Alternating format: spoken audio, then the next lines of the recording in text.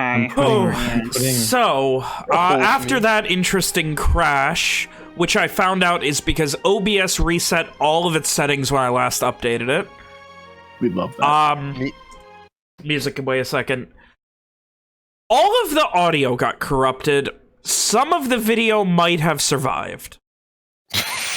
I don't think the video matters. Glad we'll get some nice dice rolls on recording. So, what I'm going to do, we are going to try and go over everything that happened in this session while I fast forward through 2 hours of D&D video. I guess. I'll add, Alex disconnected several times until later start by 40 minutes. So, let's go ahead and, as I was saying, let me do the speed version here. After arriving in Verona, you guys got all your shit together and you ended up getting an Airbnb for a house. And after that, Rom went and saw some of her old classmates, and one of them said, "You should stay with me." And she said, "I'll think about it." And at the meantime, Rick was like, "Well, I'll take any of your decisions. It doesn't matter which ones I take because I'll be standing behind you." And meanwhile, Amari went and saw his stoner friend. His stoner friend was like, "Hey, you should come back tomorrow. I'm having fun with my girlfriend now, but also you can come back tomorrow." So then you guys were planning to come back, but otherwise, Owen also made a deal with the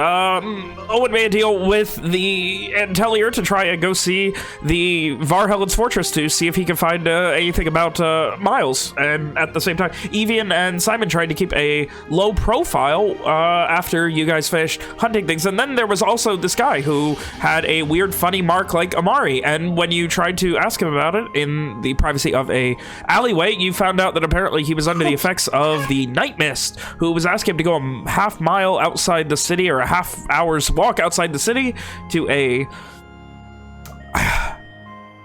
water moment in Mari's to a large oak tree, and from here you were able to save him apparently and possibly meet the night mist, which would be tonight. So the current day is now,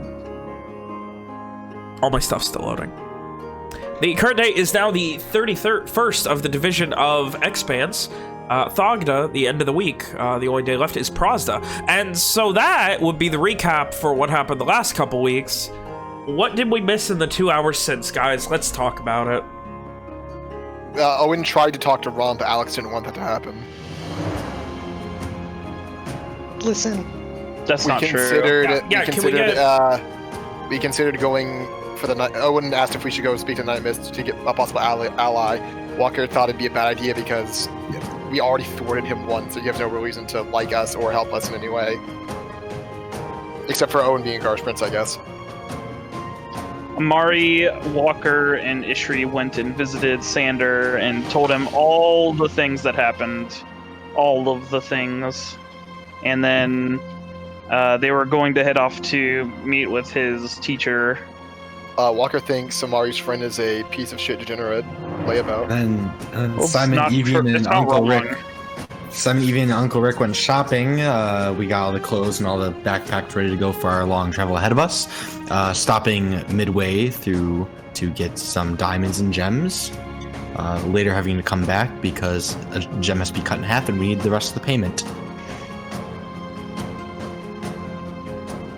And then Owen and Rom went to the docks. Indeed. Where you guys were, I suppose that's where we're going to pick up. I apologize for this. I thought I had everything covered, that if there was a crash, we wouldn't lose anything. But I didn't double check my settings. I made a big boo-boo no-no. Is there anything else that got missed, or did we cover it all? I'm trusting you guys to do the heavy lifting. Got it. Did we cover Ben being a bad showrunner? Hey, you know what? I will cry. If you want, I can do it for you. I like it when you cry for me, baby. Oh no. Oh no. Oh no. Anyway, we're playing D&D now. So, with that, we come back to Owen and Rom waiting across the street from the would-be arsoned warehouse here in the scalding... Jesus, I'm so fucked now. The scalding cape. Oh, let me go ahead and set the scene again. I do apologize for this. The scalding cape. I need to get back into it. I feel so bad. The Scalding Cape. There we go. A portion of the city built onto flats of between 6 and 9 feet, where much of it is different. Much more wooden building, much lighter building. A number of finger islands covered in warehouses so that small away ships can load things immediately into warehouses for later unloading onto various streets and being put throughout the city. Much quicker way to load and unload without having to rely on navigating docks. Other than that, some of the main streets throughout the Scald also have canals in the middle of them for other easy navigation of various things. Not as good as I have done, but, you know, you only get one shot to make a first impression. You only have one shot. It's true. Don't make me cry. Seriously, if Alex does the fucking voice, I'll fucking cry, and then I'll throw something at you. That game was so sad. The voice. Good. Never do that voice again. I hope you... You know what? We're never gonna finish that game. Do the voice. Yeah, it means we're not playing the game. Anyway. I mean, we already know that we can drop you for Mitch, so it's fine.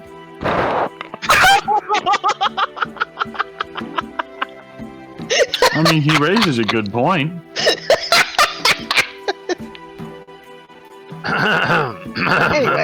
Anyway. I believe Owen had just asked Rom if her business associate, Dennis Laurent, could be reasoned with. And where I was rudely cut off by... I'm gonna blame OBS because I'm a bad person. What happened was, you would know that while you're essentially doing a favor for him, it's not something he immediately needs done, there's not a lot of negotiation, but also, he's always been very fair for what he asks, and you've never really had to ask for any sort of negotiation for what he's asked of you. Be it a favor, right. Money, etc. So...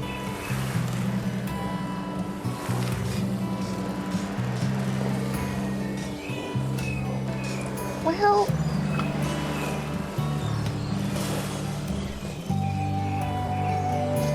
maybe it's hard to say. I mean, he's always been real reasonable about what he asks for. I mean, prices and such like. I mean, this probably isn't something he really needs to be done right now. Owen kind of, I'm not sure. he looks like he's kind of mulling this information over, thinking through several courses of action. And then he looks at Rom and he says,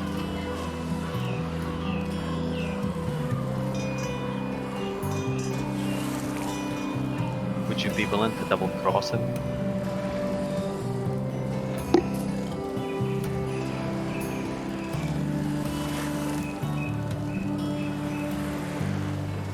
If I was sure that I was leaving,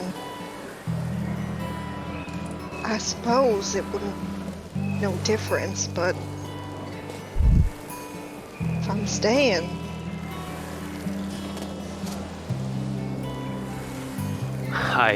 that's the heart of the matter.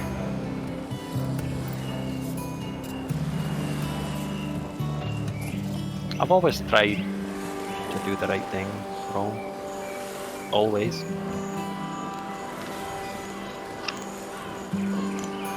Don't want to do no double crossing, or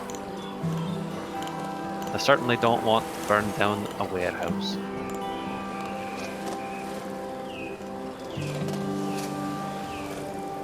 I've got to get Miles out of there.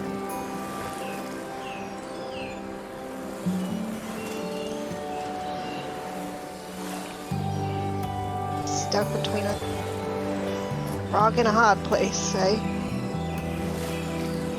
Aye.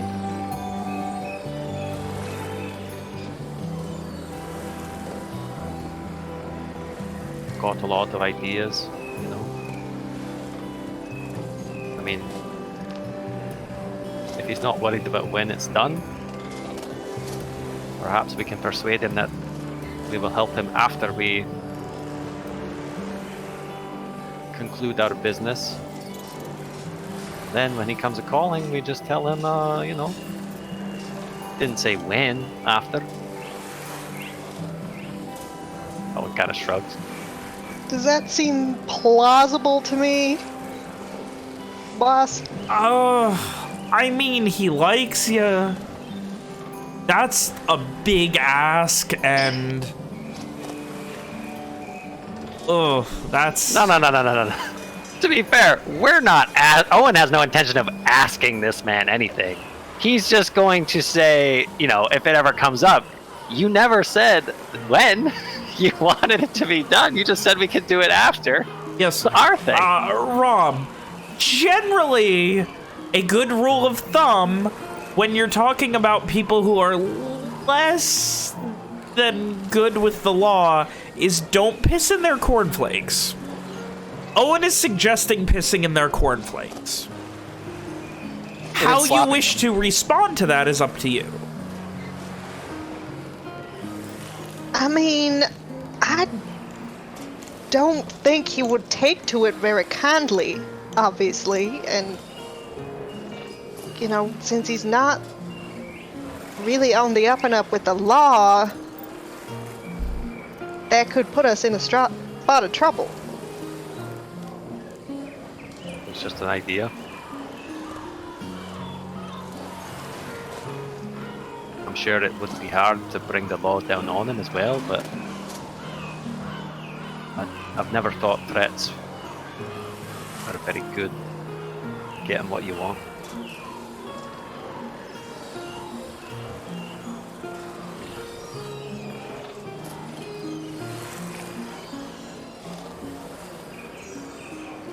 I can assure you that if I wanted to, I could make his place reek of magic. Well, that certainly wouldn't look very good for him.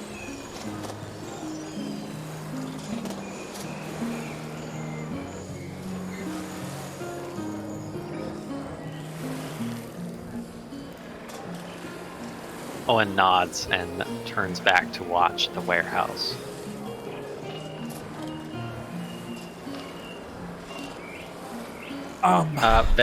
Sorry. Is there anything, any information that can be gleaned about this place just by watching it? Like, does it have windows? Are there multiple There are doors? not really any windows for many of the warehouses. Like, they have a set of almost barn-style... All of them have the same, like, almost barn-style double doors that open out to, like, the main street. Presumably for being able to get wagons right up next to it and shit to load and unload things as you're watching with other ones. Other than that, there is a similar set of doors off by the water. This one has them facing the docks, but it's not on them, so you can't see it or anything. It's on the other side. You just know through observation of the many other docks that you saw, or warehouses you saw on your way through the docks. But all you really glean would be probably...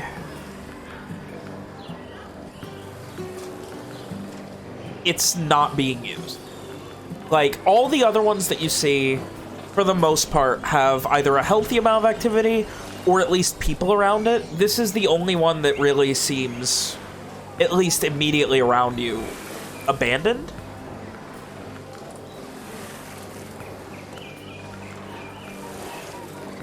The doors haven't opened, nobody's come by, outside of a couple of cursory interior patrols. Ron, did we ask why he didn't just buy it?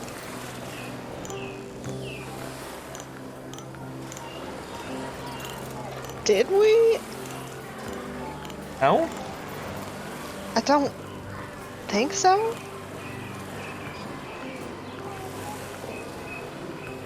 I mean, surely if his business is expanding, he has the capital to make such an investment. Sort of shrugs. Could be there's some other reason. We try to look inside, I suppose.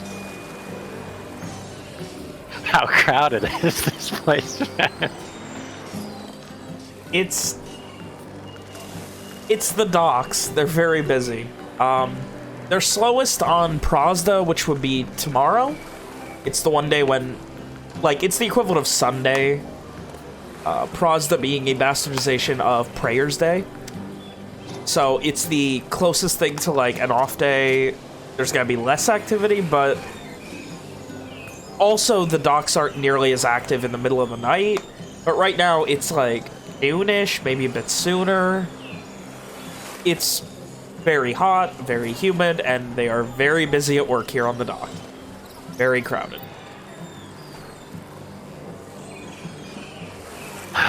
Is there...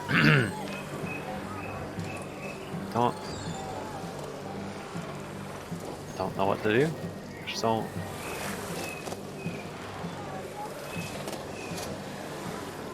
many ways. I don't care what. No offense, I don't care what Rick says, and I don't really care how Ishri feels about the words that I've said. I don't want to just go burning down buildings and slaughtering people. I don't want to do this wrong.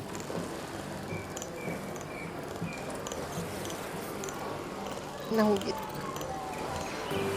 just wish I could think of another way. If we could find who owns it, perhaps we could buy it, and then we could do whatever we wish with it. Imagine it would be expensive.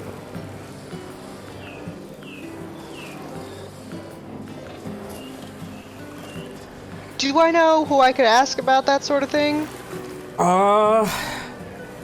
Probably at the Scald Master's office, which is essentially the Intellier Scald Master's office. It's the brigade's main building in the Scald. I mean, finding out who owns it, that would be a start, you know? Perhaps give us some insight as to why he wants it. All right, well,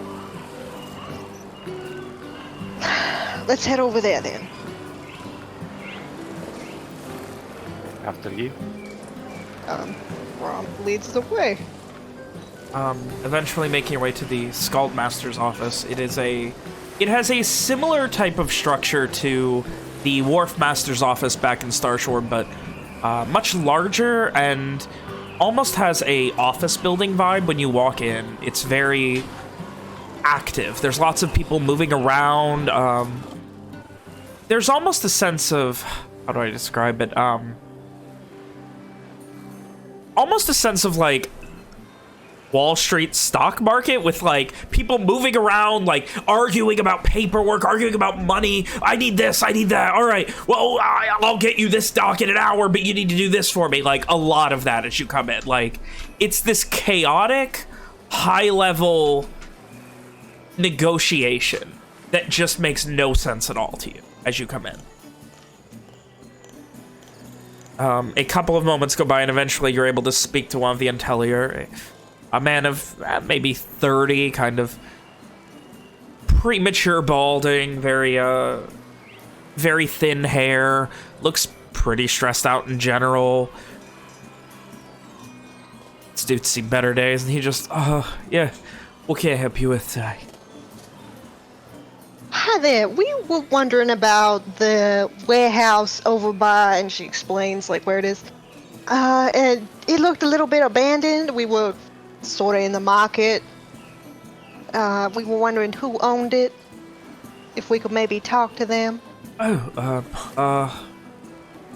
Give me a few moments. I can check over our paperwork and see who currently has the deed to it. Thank you very much. Not a problem. He kind of looks around. Have a seat. I'll find you as soon as I know. Probably just be a few minutes. Like, there's nowhere to sit. This place, it's not, like, cramped, like, shoulder to shoulder, but there is a lot of arguing and random bartering going on right now.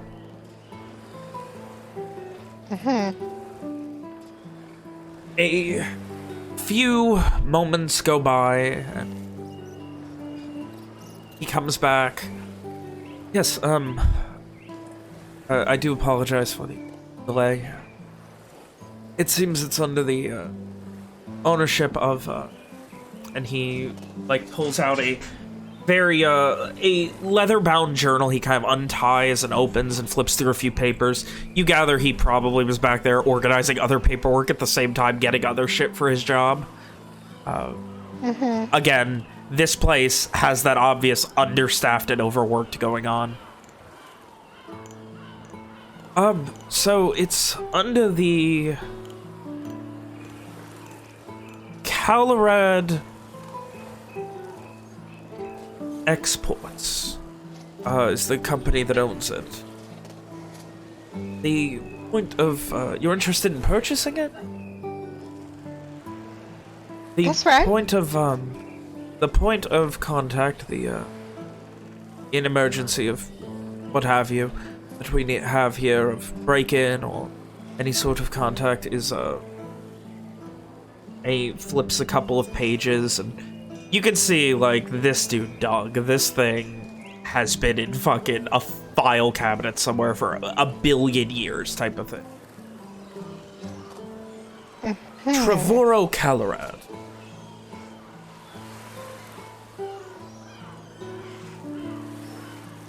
Does that name ring a bell? No. Never heard of it before. Don't need to roll The last anything. name? Nope. Never heard of All it right. before. The address on file is the Colorado Exports contact office, and he begins describing exactly where it is over in Merchant's Landing. Okay. It is at the third floor of a building above a couple of others, essentially similar to an office building. You would know through your time in Verona, just through osmosis, that it's not uncommon for import and export businesses to sometimes have a separate office over in Merchant's Landing if they do a lot of buying and selling in the city. Just because it's quicker than going across the city back and forth, because Merchant's Landing is opposite of the docks, it's called.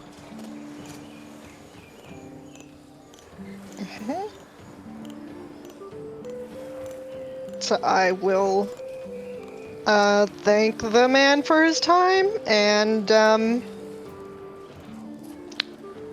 leave with Owen. Owen looks only too happy to be out of that stuffy, crowded,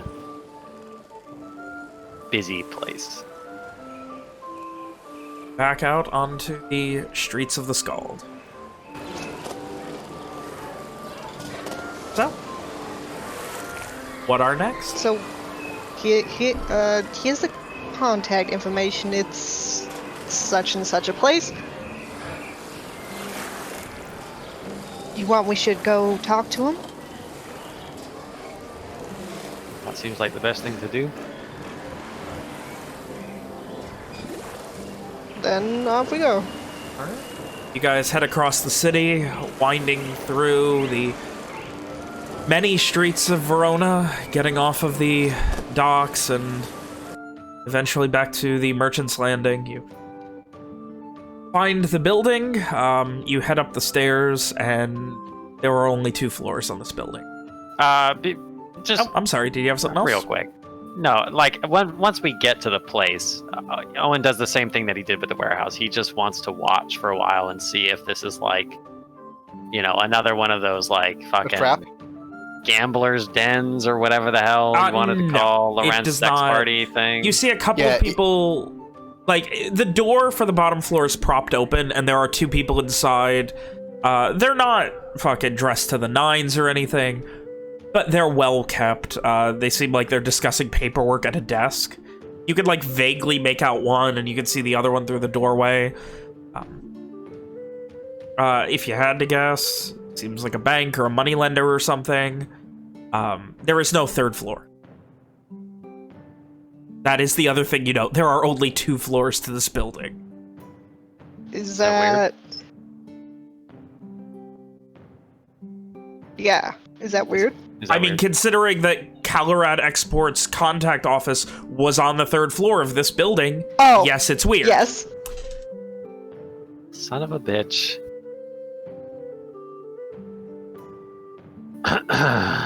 Well, what do you make of that, Rom? either someone's fooling us, or someone's fooling someone. What I'm thinking. We could go ask there if they've ever heard of these Calorad folks. Could give us some leads. Maybe. Let's tread carefully, Roma. No, I don't want to get involved in some kind of plot.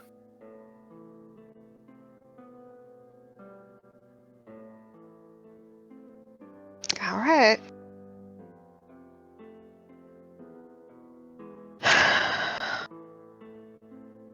Okay. Well, I guess we stroll on up.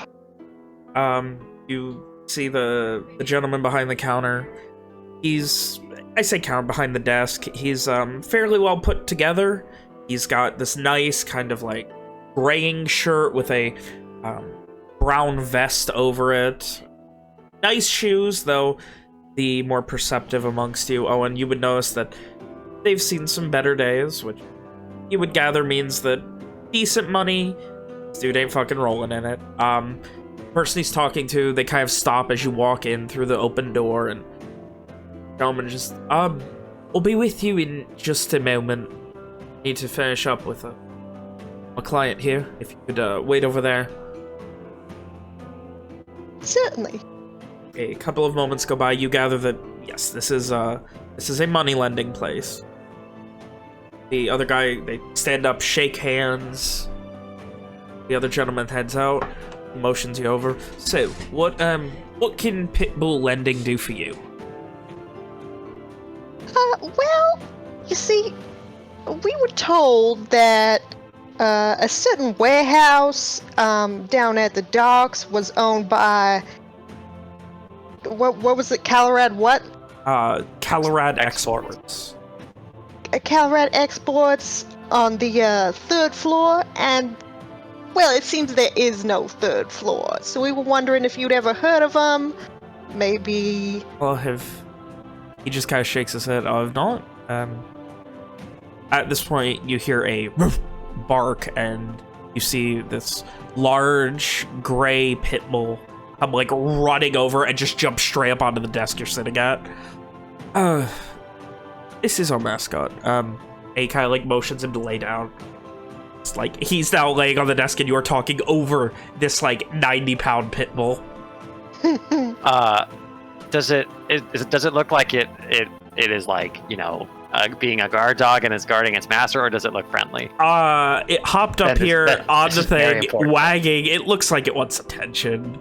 Okay, so Rom, you see for the first time in several weeks, there is a genuine smile on Owen's face, and without like, it looks like he has tuned out everything else, and he immediately holds his hand out for the dog to smell.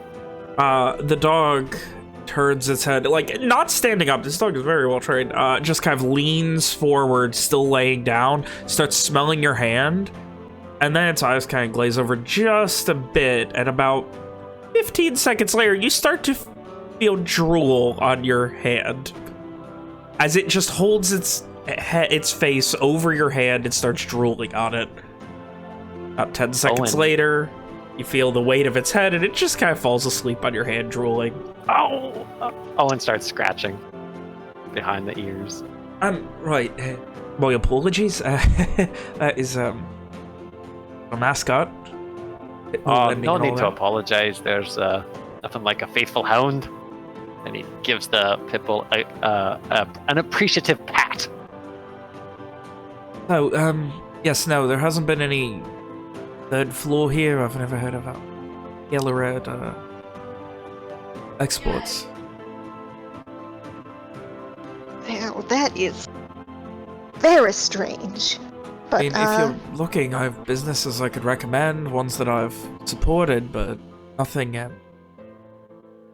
And kind of shrugs. Do you know who? Export Caloran. Do you know what offices are upstairs? The second floor is he kind of furrows his brow a bit. They're kind of weird, but if I'm not mistaken, they do a lot of like textiles. They're not doing great since the country kind of not letting people in or out, but they do a lot of textile work, trying to they buy the things from the farmers, mostly the ones at the forum, and then Gaia shrugs. I'd wager, I'd say textiles, is that right? he nods. If I wager, I'd say that they more likely than not to hopefully be moving out and getting a proper shop, so they don't have to be using the forum anymore. Then I can finally get that second floor and I can move up there. And he kind of like crosses his arms like proudly. Tried to buy that damn thing for years.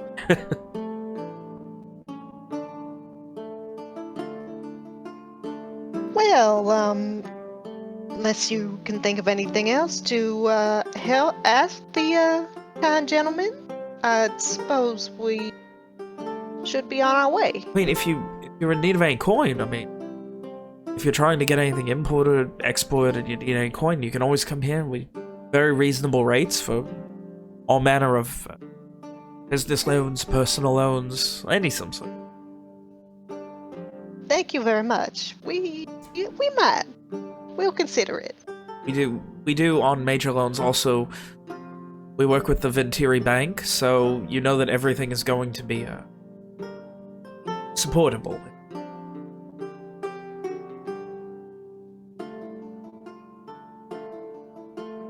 Like I said, we'll consider it. Thank you for your time. Not a problem, and sorry I couldn't help. No fault of yours. He gives a little, not a crestfallen glance, but like a genuine look of empathy for a moment, and he kind of like whistles a bit, and you see the pit bull kind of lean up off of your hand, Owen, and kind of turn back to him, and like, all right, come here, let him go. And the pit bull climbs, and he's like, oh no, and he like slides his chair back, and this 90 pound pit bull tries to curl up on his lap and just kind of flops on both sides. Owen, who looked like he was only half listening to the latter part of that conversation, his smile widens and he kind of like, just kind of subconsciously, he just like wipes the drool on his pants and it takes him like 2 or 3 steps to turn away before he follows wrong. He waves to the moneylender and his dog as he leaves. You nod and you head out.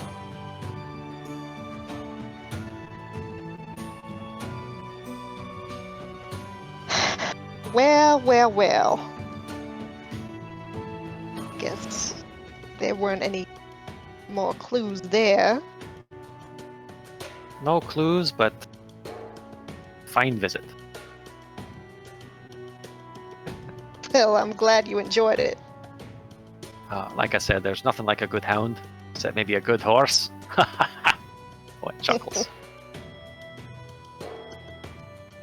Well, I suppose there's nothing for it now but to go down to your associate, see if he has any answers for any of our myriad questions. Don't suppose he'll be at the bar till somewhat later. I mean, what time is it right now? How much? Like 2-ish, maybe 1-2-ish. I don't expect he'd be there just yet. Ah, but you said you know where his business is, right? Oh, true enough. Let us pay him a visit. Oh, and so you guys head and we do back over to the other side of the city, to the Scald. About 2 blocks from where you started. You head to, let me double check the name. Shine Storage and Shipping. A small office that is built into one of the modicum of warehouses. This one right off of one of the Finger Islands, about 2 blocks away from where you were set up before. You come inside and you see this kid, maybe 16, maybe 18, with the short platinum blonde hair. He just, hello, what can I help you with? Is there something you need, Mr. Laurent for? Yes, please. Oh, well, I'll go game for you. I'll go game for you, yeah. He kind of nods in agreement and heads off. And a moment later, you see Dennis Laurent coming out very... Ramona, one of my favorite. What can I help you with? Mr. Laurent. Are you considering our proposition, or was there something else that you needed? In a manner Owen. of speaking. Owen's smile is gone. As quickly as it can. He's a little more put together, not a lot. He comes off very similarly. Very straightforward. He just kind of like, you can tell he was out in like the back, like in the warehouse itself, probably giving orders and shit. Back here, and he kind of like sits behind his desk. What do you need? Something, Well, yes. we were looking into it, and who was that? Did we lose? That was Ven. Oh, it was? No, he's there. Ben is still there. I'm here. Okay. My bad. Sorry, I thought that was Ven. Maybe if we all wish really hard, it will be then. Don't strain yourself. Wishing's a very hard practice. All right, Anyway. stop. I'm losing my train of thought rapidly. Right. So we were looking into this warehouse a little and seeing if maybe we could do it slightly above board. Maybe buy the thing before we burnt it down. But the offices that we were directed to do not exist. He gives a nod. I know. Hence Care the problem. to fill us in a little? He gives a large shrug. Wish I could. Someone owns it. Someone pays the assist to the crown for it. And he gives another, like, almost exaggerated shrug with, like, a surprising smile that at least comes off as genuine. I have tried to buy it for years now, on and off. Surely I don't if the know. crown knew that the offices to which the owners purported to be at did not exist, they would do something about it. He considers for a second, and the less the crown looks at these things.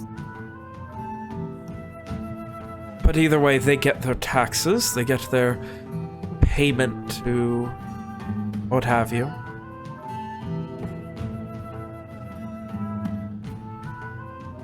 I don't know why it's being kept as it is. And people look into it otherwise. Of recent, and they can't find anything, any reason it's kept as it is. There's nothing important or valuable that they could find. Not that these kids are smartest, but you'd think they'd be able to point out gold, bars, coin, or anything like jewels. Nothing. What is inside of it? Crates of Same shit everyone imports and tries to. Textiles. Food that's stored here because we've got the most warehouses. You know, grain and things like that for a couple of days here and there. At least I'd imagine. You want to break into it and tell me if you find anything more interesting. Knock yourselves out, but I can't offer any kind of payment for them. All I know is if it burns down, then I'm confident that no one will be interested in continuing to pay for it, and I can get the land fairly cheap straight from the... If somebody's paying for it without any use for it, surely someone has a vested interest keeping it around. He nods. And even if it burns which is down, why I imagine even the if it vested burned interest down- is in something in there, but I haven't found out what. Not say for sure. If we burn it down, in all likelihood, the Crown will look into it enough to find out that it's either still being paid for, which, at that point, there's something much more interesting going on. Or that stop getting it paid for and they sell it out to the highest bidder, which would be me.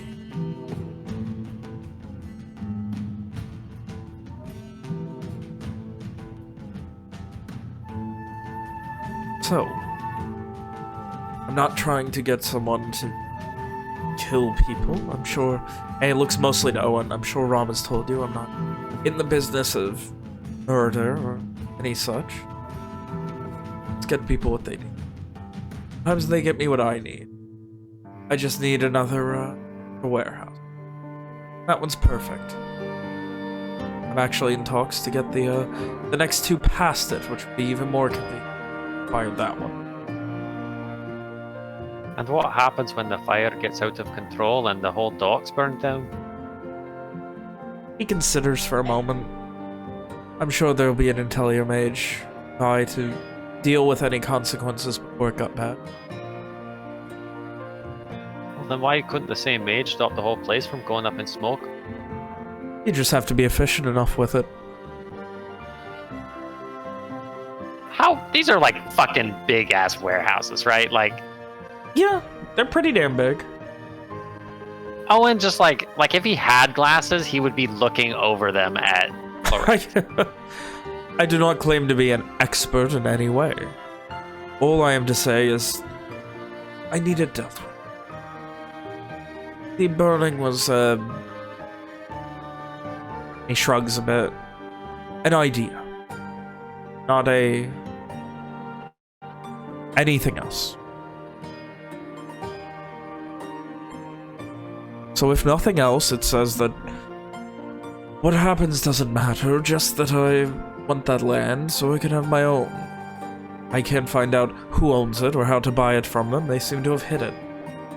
Maybe there's something in there that's worth something. If there is, I'm interested in it, but if you find it and steal it, it's yours. If you find it and keep it, it's yours. If you find it and give it back to someone, I don't care. The land is the most important thing to me, at least right now. I have no more than curiosity for the things that are in it, whatever's worth the amount that's being paid for it.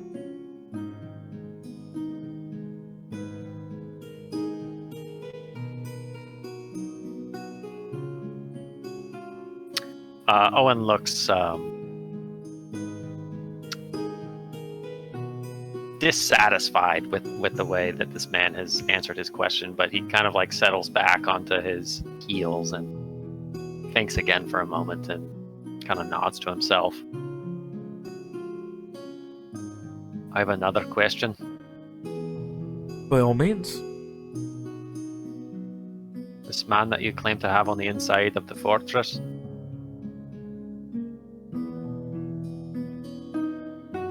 what can he I do for do me? not claim to have, I know. I know someone. He air quotes, kind of. He half air quotes, emphasizing it.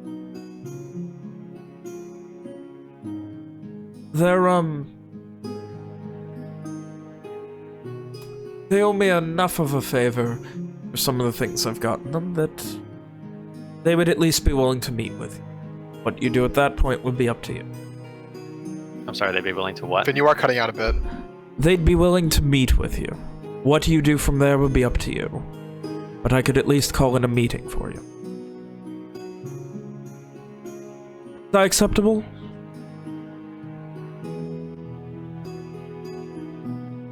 It's better than nothing. I'm not going to tell you here and now that it'll be done. Fine. It is a convenience. It takes 5 years, I'm okay with that. I just thought I would offer a decent deal to an old friend. And he motions towards Rom. Wait a second. Did he just tell me that if it took 5 years, he's okay with that? Is that what he just said? In the sense that whenever you get it done, he'd be willing to hook you up with this guy. He's in no hurry to get it done. If that makes sense. My mind is a little bit spinning right now. You're telling me that I could tell this guy with 100% certainty, I will do this for you, but it might take 5 years, and he would be totally cool with that. Yeah, he would hook it up with you as soon as it's done. He would hook you up with this guy. Yeah. If it took you 5 years, the day it's done. Yeah. That makes more sense. Yeah. Oh, got it. There you go, Nick. Okay, yeah, I was like, what? So, as I said, I don't know a lot about it. All I know is it's strange and some weird goings on, and in the heart of my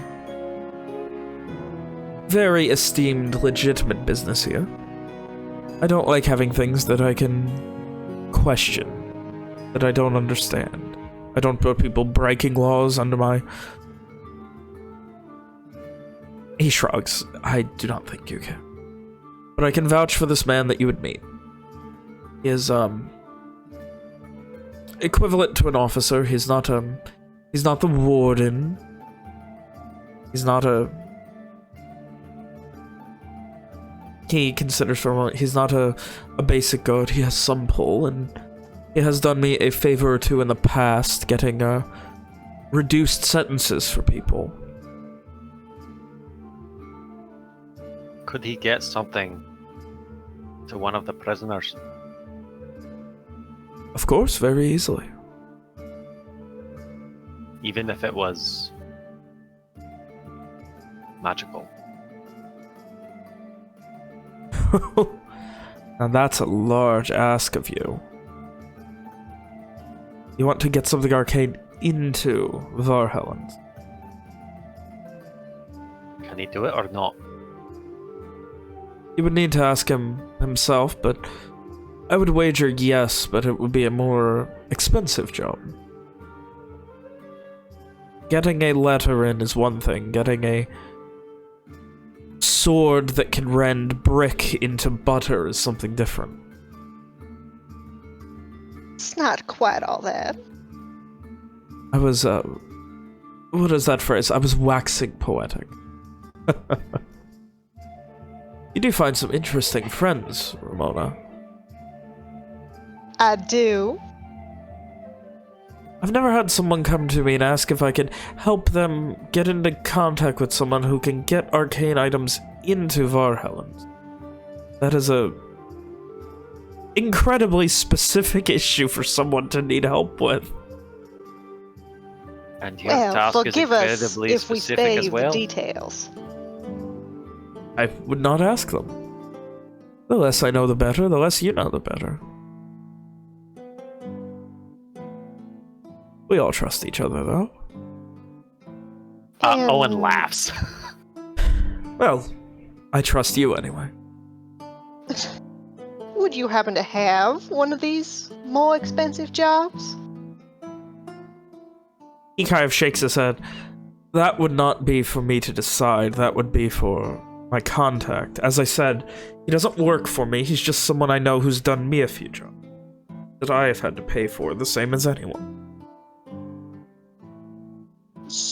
So would that cost coin or? He shrugs.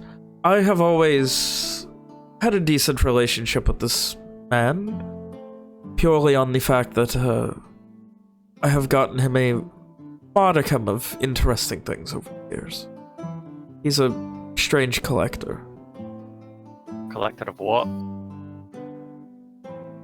I'm not saying anymore for the sake of, you know, client-procurer confidentiality. The same as I would not say any more about you two if anyone were to ask. Anyone were to ask now, we were discussing leasing out warehouses and the interest of you needing a place to store something. Short term, of course.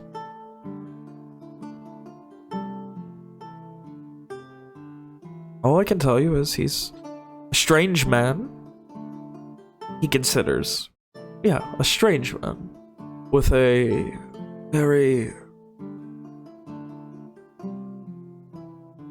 eclectic set of interests that he's willing to work for. I've never paid him coin, but I don't think he would turn it down. That coin would probably end up coming to me the next time I find something interesting for him.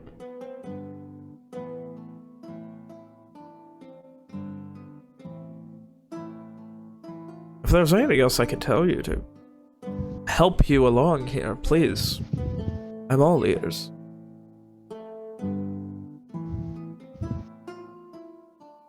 Nothing, Go ahead.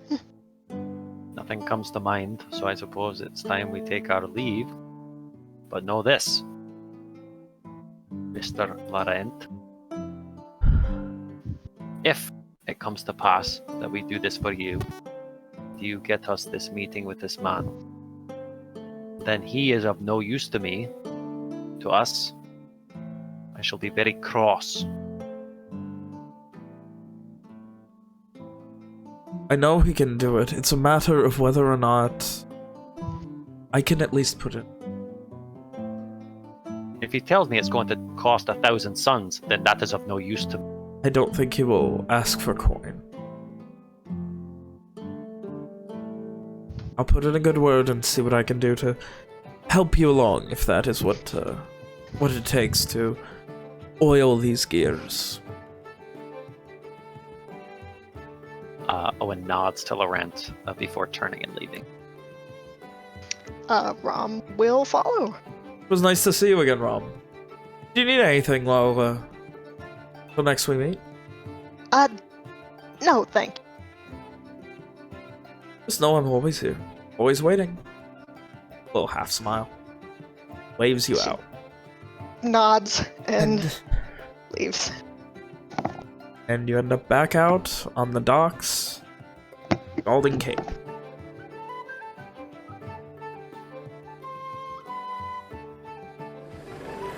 That man is poison.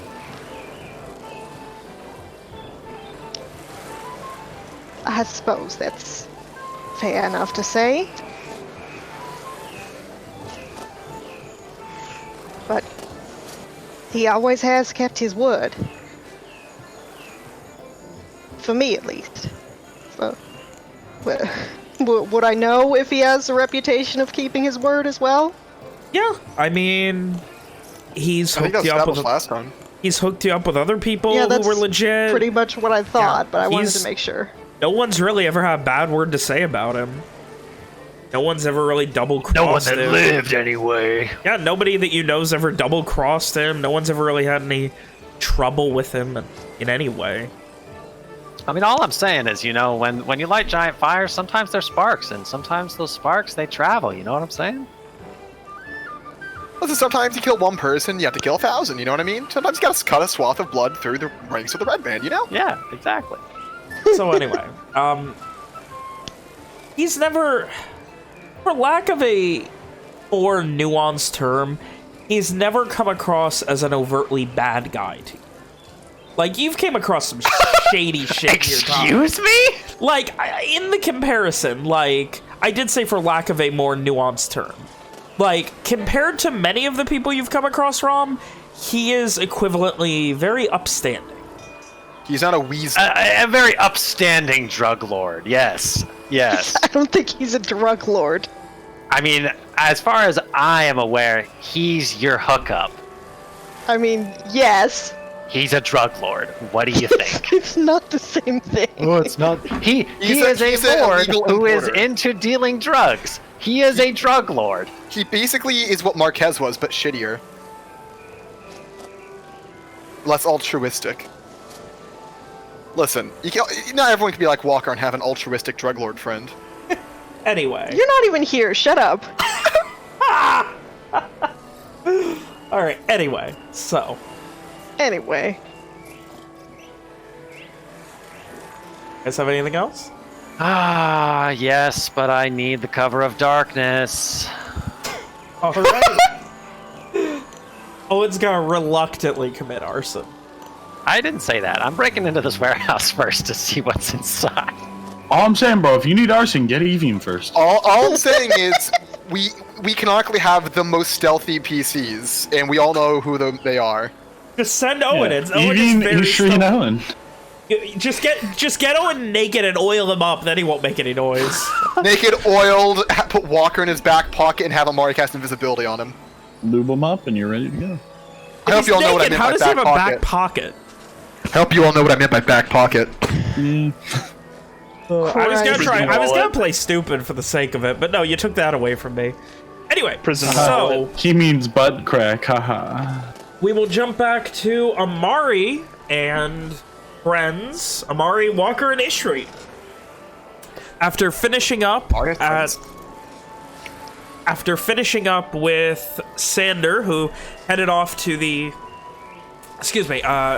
to the Grand Library of the Basking campus. What's next for Team Amari? I think Amari's still running the show. Yeah, we're going to see. It's about this time that Amari would have put down when he can visit Mr. Malay. Oh. So a little time goes by. You travel back to the. You guys are kind of on opposite sides of the city too. You guys are doing shit like it's really funny to me. I wish I had time to draw the map that I have in my head. One day it'll get done.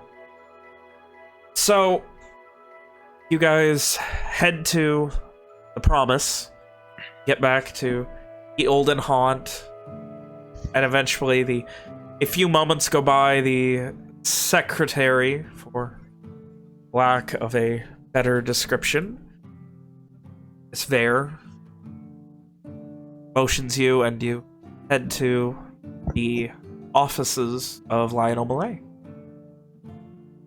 He is, as per tradition, reading and looking things over and writing out some paperwork. What you know, Amari, as he is in the process of grading papers. Ugh. And he looks up. Hello, how are things?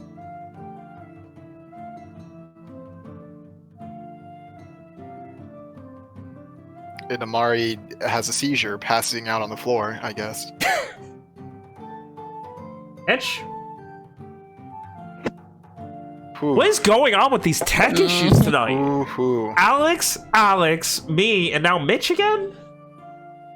So Hannah, how's it feel to be to not be the most tech issue person during this? You know, I'd like you all to remember this moment. You know, in a week when I have like 4 tech issues again. So, yeah. We got fucking nice. we got big dick Hannah over here trying to brag about her nice laptop. That only breaks every week. It's fine. Is it Hannah who has the big dick or the laptop that has a big dick? That's what I want to know. ¿Por qué no las dos? Maybe both. Who wears the pants in that relationship, huh? Well, definitely the laptop, because the laptop dictates everything that she does. I was about to say, maybe Hannah has one leg on and the laptop has a leg on. But the question is, how would a laptop on wear the other pants? hand, if we're talking about like a relationship, I feel like she would also kind of she drops the laptop a lot, which is kind of like abuse. So she wears the pants. She's a power bottom. What if she's an abusive bottom? Yeah, so I said she's a power bottom. Mitch, you good? I don't think that's what power. I'm you know good what, shit. now. Okay. For some reason, my computer keeps freezing up, and everything just goes dark. My screen went completely black for a second, That's and I was okay. scared. You're back now. We can continue. Not ideal. So anyway, yes, you cut head out in. for me. You head in Yeah. after a few moments, and he looks up from grading papers, a sight you've seen a billion times before. He just, hello, Amari, Mr. Stolt. Motions a quick nod to Ishri and Walker. Before continuing, he finishes up for a second and puts it aside, a piece of parchment. How goes it? It goes good. Very well. Is there anything specific you wish to speak about today? Or I have Mari, a like- couple of hours.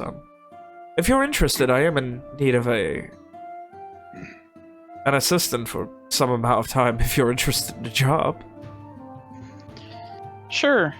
I was planning on we were going to be. he kind of heading gives out. a little half smile. Unless you're intent on staying here long term, I don't think it'll be a job for you. I'm only half joking. We really do need another. We're going to eventually Well- need someone to fill my spot, I believe.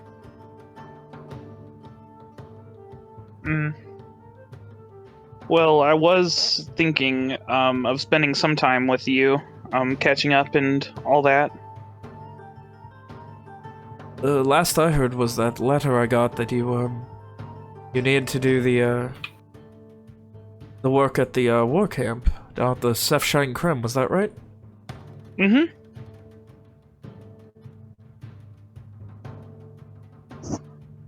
He just kind of shakes That his was- head, but yeah. Horrible Horrible work. Yeah, I did not can I- appreciate working Can I there. interject here real quick? Sure. Does the teacher seem to like off-put at all by the fact that Amari's walking around with like heavily armed individuals? He Armed and saw armored? this yesterday. Oh, I guess he did.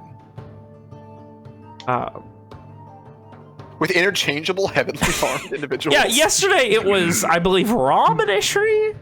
Yeah. So, after a moment, Oh. he kind of looks up. This and- is my good friend Moses Walker. Moses. He holds a hand out. He stands up, like walks around the desk and holds a hand out to shake yours. Lionel. Walker will accept the handshake. Walker is fine. Some water, anything like that you need? Walker will look to the others. Do you have any licorice tea? I'm sorry, I don't believe I do. Oh, that's fine. That's fine. It's fine. He looks to Amari a little confused. Is that... It's just her favorite drink, is all. Where is that a common drink that could be someone's favorite? In the Volkesian Empire. The ex-Volkesian Empire, where I am from. Really? I spent a few years there. Don't remember seeing anyone. Walker I knew this was puts gonna a be hand bad. on Amari's shoulder. You best start speaking. Yeah. I'm sorry, you're from the Volkesian Empire? Yes, yes. He gives Amari a very strange look. What's it like there? Walker kind of like jostles his arm on his shoulder, hoping he listens to him. How have things been rebuilding? She's not. Mari will close the door and again explain everything, which may become a shock Oh God. since Oh he my didn't God. even know Amari was magic. Homie just walks into No, the what? professor's office and just Oh my starts telling him his God. life story. I'm really, The one thing really just like, Sanders can said you that like, Walker agreed with was ignored. can you like, just tell part of it? Just tell like, I'm not I've been gonna do traveling with a all of group it. and I'm not some gonna weird say shit all of happened. it. Not like, Yeah, oh, I'm I'm not traveling gonna with this do all of it. dangerous group of mages who are also against Lenore. I'm not. I was going There's to. a prince. There was going to be an asterisk. He's waiting outside. There's a prince. He's very handsome and really loves us. I was going to put an asterisk on it and He would go be a over valuable what- hostage. go over what he would tell. Not say. I say everything as in like, as in there's a lot to go over, but he goes over Dunrock. He doesn't go over Owen being a prince. He doesn't go over everyone being a mage. He does go over him being a mage, and when that started, it was when like it's been, and explains that it's been several years, and he didn't Doesn't really. flash his writ. Yes, he does flash a writ. He goes over he goes over how he kind of glosses over how they got there, or the circumstances around it, but he does explain how they got to the Shadowfell. Evil mage. Things went crazy when she was taken out. You know. Yeah, it's, essentially.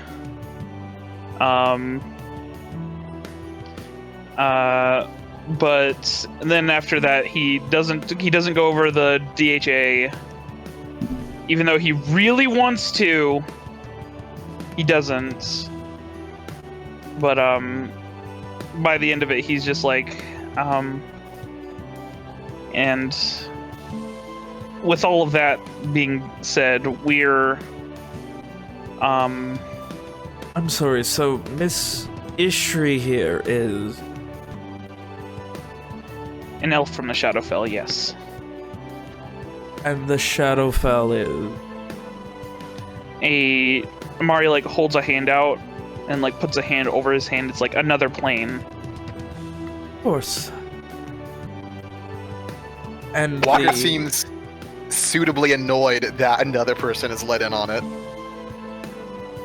Do you not know this already? Are you not a flame tender or of some sort?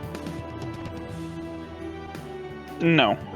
The only is flame just I've my ever teacher. tended is my relationship with my wife. Ishri, the idea of planes being a thing is not common knowledge. Especially amongst those of us who are not exactly educated. You're wrong, I'm well learned, but the arcane arts were never something I really read into. I'm not...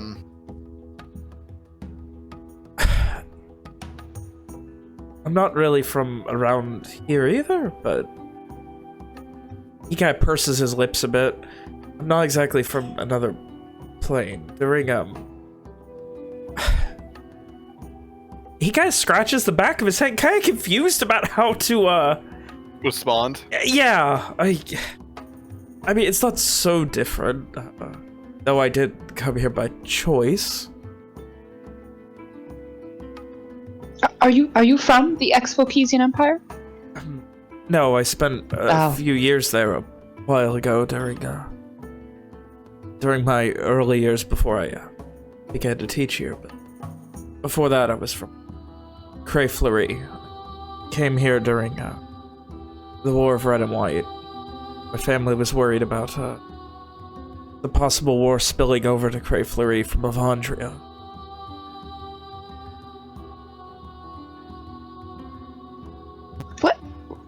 What is it like in the ex-Volkesian Empire? So that when I go to tell someone again that I am from there, I at least am informed if someone were to ask me. It's dark, but with this undertone of hope. Before something happened about 25 years ago. There was this almost apocalypse down there. ice took over everything. The capital, where so many horrible people ruled, was destroyed. This country full of elven slaves who were kept as trophies to these families, passed down through the generations, fell seemingly overnight.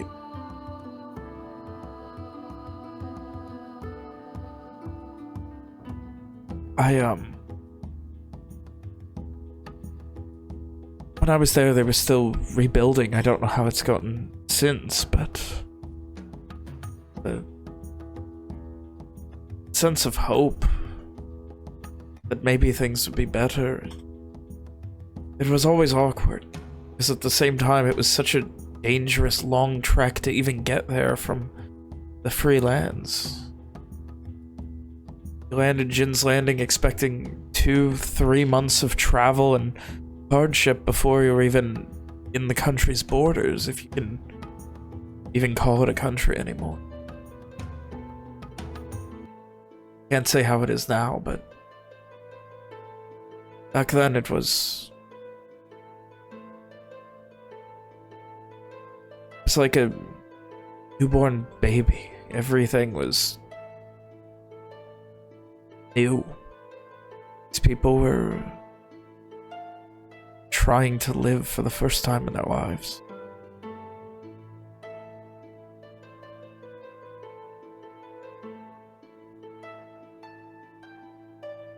Shakes his head a bit. There was, a hope. Blood hope. Everyone helped one another. There was the sense of community. A sense of everyone wanting everyone else to succeed, from guards who protected to the farmers who produced. I think it was only a dream at the time, but I would hope it's still like that.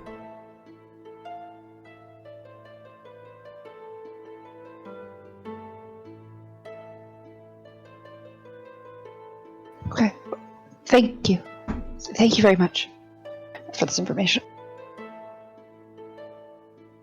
He gives a little half nod and sits back in his chair again, leaning one elbow on one arm of the chair.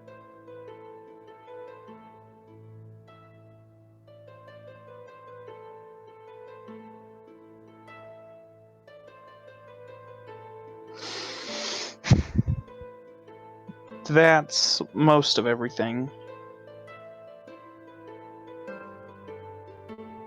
Ari, you've been on a very interesting journey. But why tell me all this? We're, Why risk anyone else knowing these? Well, they saved me in Dunrock. I wouldn't be here if it wasn't for them. Which is appreciable, but the wrong person found out about this Shadowfell. Who's to say they don't capture you and interrogate you?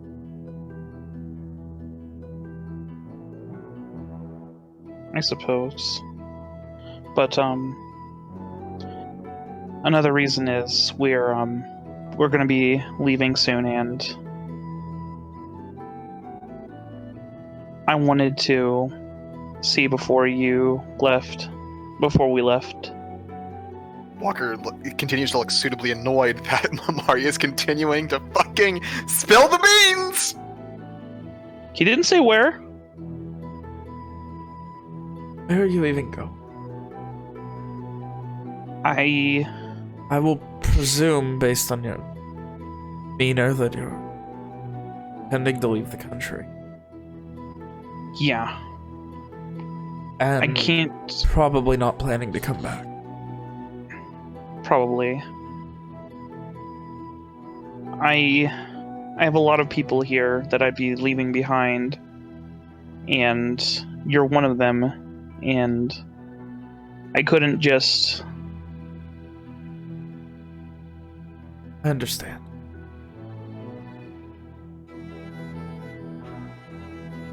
Kind of nods, I understand.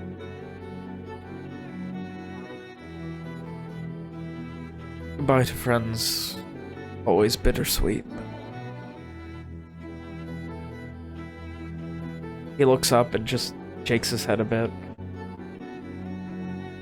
It is a symptom of living. Yeah.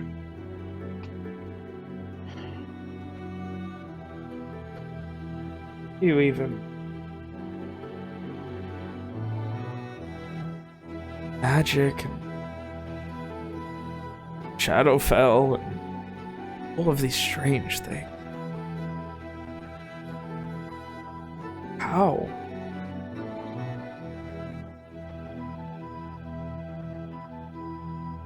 I'm not really sure myself. It's a wonder you survived. What was that? It's a wonder you've survived this far. Hmm. I Yeah. imagine, again, obvious tone of this conversation, you're not done living this dangerous life. No.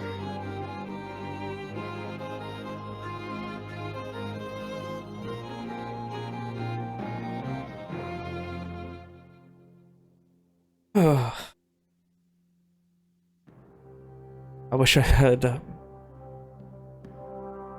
When you graduated, if anyone truly can graduate from learning, I had words of encouragement, words of wisdom, but all pertain to talking to people, being a mediator as much as a translator. Great of a student you were, how easily you were able to learn these things. I don't really, I don't have words for one who's going off to fight some sort of war on their own. Wherever you're going, whatever you're doing, you're obviously afraid of whatever consequences it will pay. Most people can get to say goodbyes. Let's count these small blessings.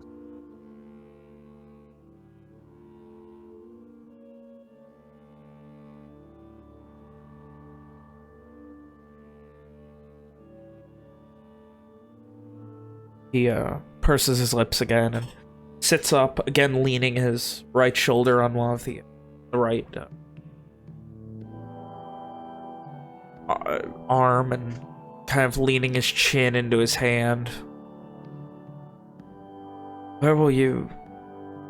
What is the end goal? To escape this country because you're mage? Because they'll hunt you? There's safety out there? Is the risk of escaping worth it? Hidden for a number of years, even under the many noses of many very astute people here at this this esteemed higher learning school.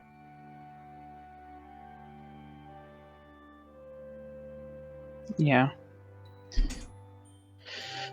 I don't really have to hide since I have a writ now, but... So why leave? You achieve... My friends need help elsewhere, and... Oh, the one who takes on the I'm world. gonna help them.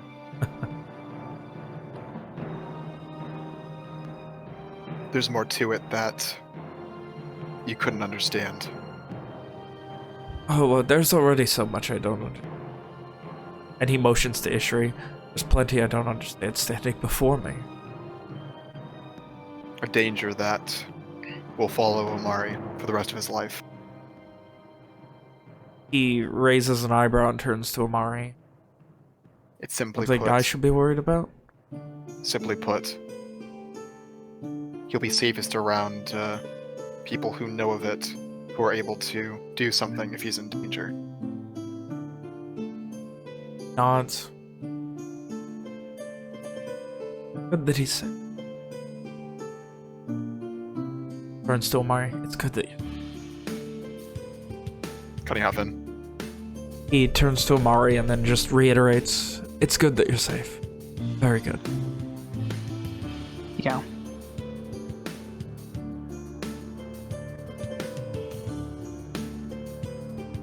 Does it look like Mario, Amari's about to... Sorry. No, go on. I was gonna ask, is if Amari's about to continue speaking? No, he's kind of like looking at the ground at this point with like one arm holding his upper arm, kind of like rubbing it. Walker looks from Amari back to his teacher, Malay. You were the Please, one who... Lionel. Lionel. You were the one who gifted Amari's crossbow. Is that right? Gives a nod. Do you often give your graduates such gifts? Amari was something of a star pupil. Hmm. It is both a considerate and practical gift. He nods. Very much so. Walker nods as well. That was all he wanted to comment on. I am. Mario like kind of wipes his eyes a little bit. I'm just glad I got to see you again. Yes, it's... As I said, it's nice to be able to say goodbye to people. No, Lionel. Yes, Can I Moses. trust that you will keep this conversation within this room? You can. Walker looks him dead in the eyes. Looking for any sign of deception. Any motive to do otherwise. Inside check. Oh, my fucking sheet closed because of the funny thing that happened earlier. Hang on, I'll get the public roll this time. Go. It's like he's being very forthright with you. Walker will nod.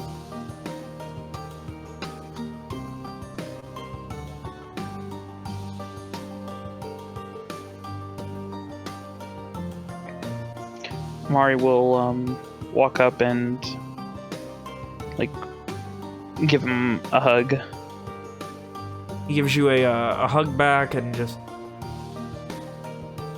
a very impressive young man with a future. I imagine if you didn't find yourself here learning language, you would have found yourself elsewhere learning something equally impressive. Yeah. Whatever happens. Wherever or strange arcane journeys have taken you, I trust you'll always approach your situations with the same grace and serenity you have every problem you had in the classroom. I will. As you're doing that, I won't worry.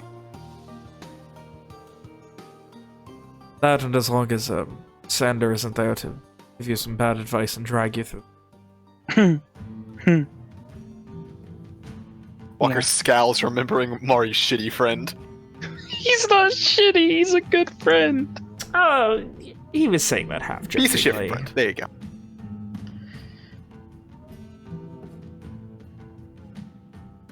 Mari. Good luck, Mr. Stolt. You too, Mr. Malay. If you ever find yourself back here, hopefully one day you can find a job. Settle down. Enjoy a life of teaching and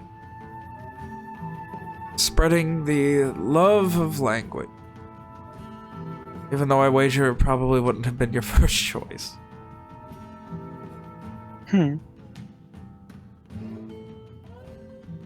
What else am I supposed to do with all this knowledge I have other than share it? Use it. Help your friends. Use it to... He shakes his head. You got me.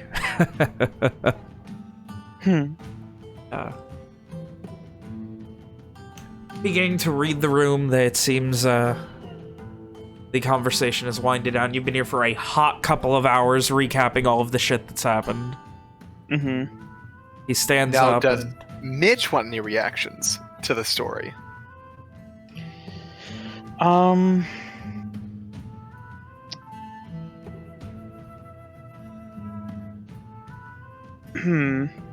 He doesn't show the mark, but he does, like, prove that he has magic, and I'm curious as to, like, his reaction to maybe that. Doing what exactly? Like mage hand? Your normal appendage? Yeah. Do you show him the magic? It's a taken aback, curious, like almost scholarly trepidation.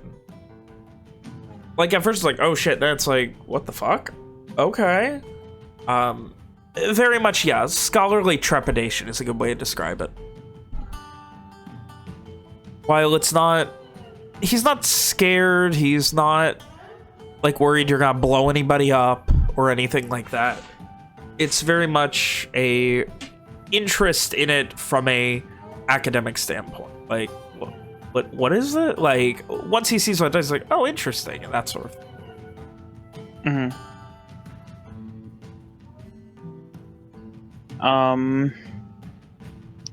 Other than that, I don't really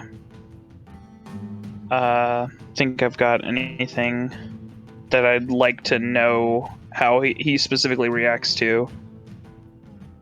Unless Walker has anything he wants to specifically see what his reaction was. Walker? No. Or William. Walker's just gonna be in the background. No, I don't know his character well enough to be super interested in the reactions. Alright. Mari And gives Hannah him, like, already got the answer about Ishri. Yep. Yeah. Mari I mean, it was bound to bite you in the ass eventually. Mari pretty gives funny, him though. one last hug before they make their way out.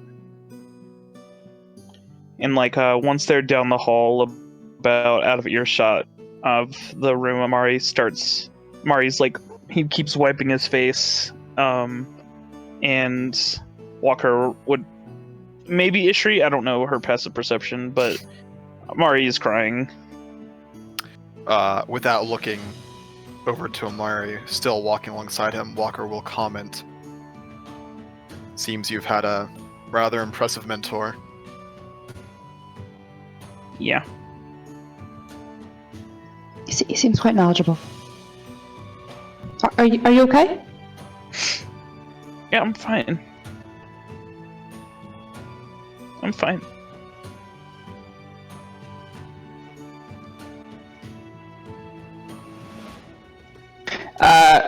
Ishri will just like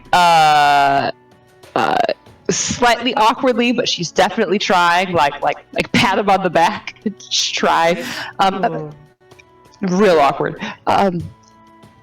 We could just go for a walk if you'd like. Think for a bit. Yeah. A walk will be nice. It'll be a hot minute before we get to the hint of home, I guess.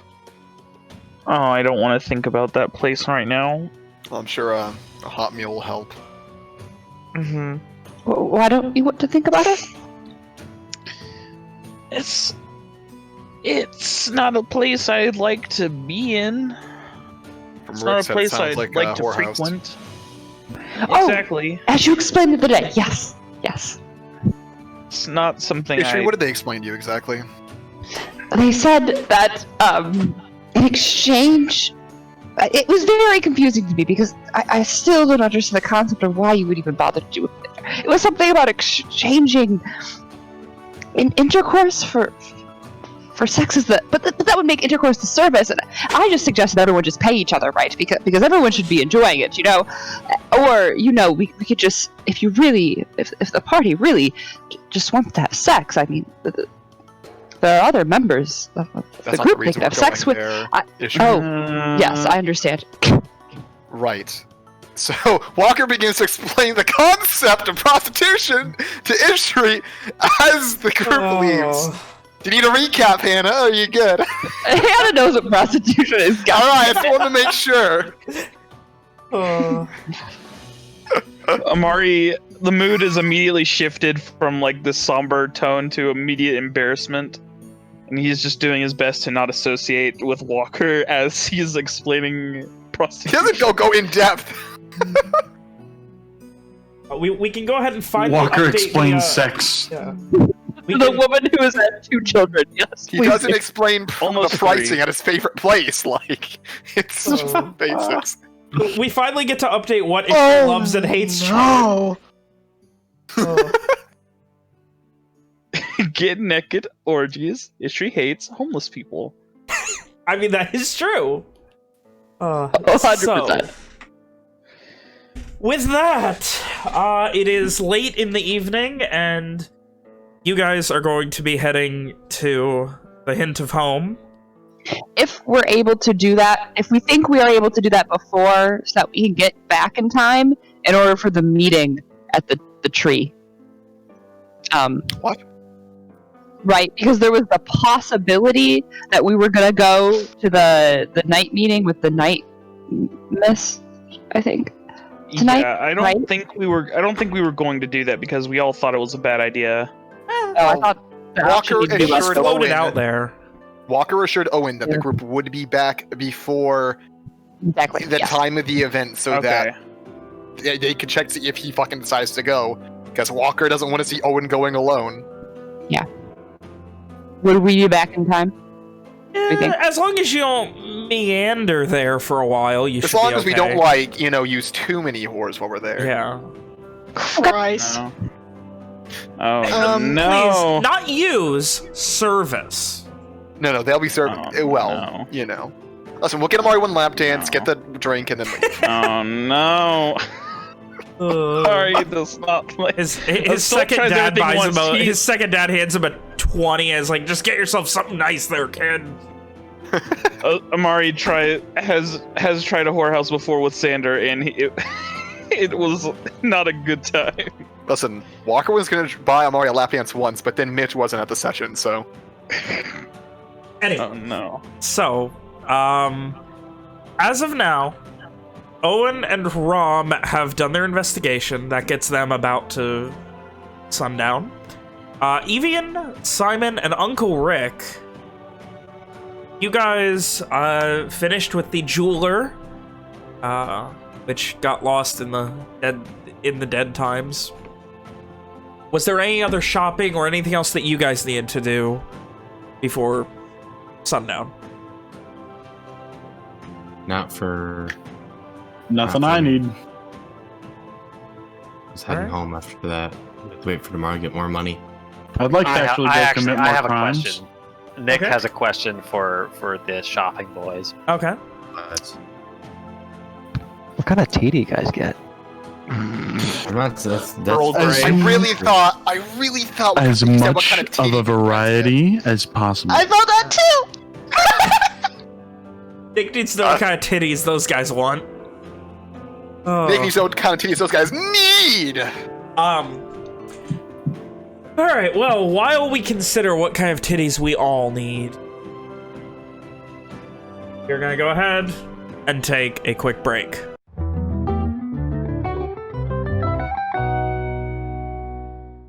Alrighty, we are back and we're better than ever. We are back. Not a good joke. I'm actually worse now. So, you guys, we had Evie and Simon and Rick doing shopping, had nothing else immediate to do. Owen and Rom finished up their investigation, gets them about to sundown-ish. Amari, Ishri, and Walker had the earliest day with very little they actually did.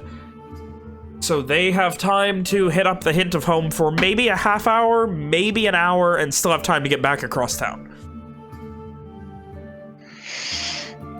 Let's do it. So, as you cross the city from the Promise, eventually making your way into the Scalding Cape. One of the nicer buildings. You can see a couple of, there's a small stage outside with a couple of bardic performers, one playing a lute, another on what looks like a violin or a viola or some such, just kind of playing right outside. A few people just kind of clapping along, very upbeat. This building is not overtly on the docks, but near them. It's very nice. The doors are open, but there is a bouncer who... There's no one blocking anyone from coming in, but the bouncer's definitely eyeing everybody up.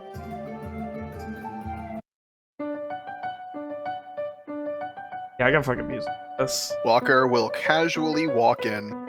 And this has been built up since like the first fucking session. We're finally hitting it. We got all the most important characters for it. Everyone who is there.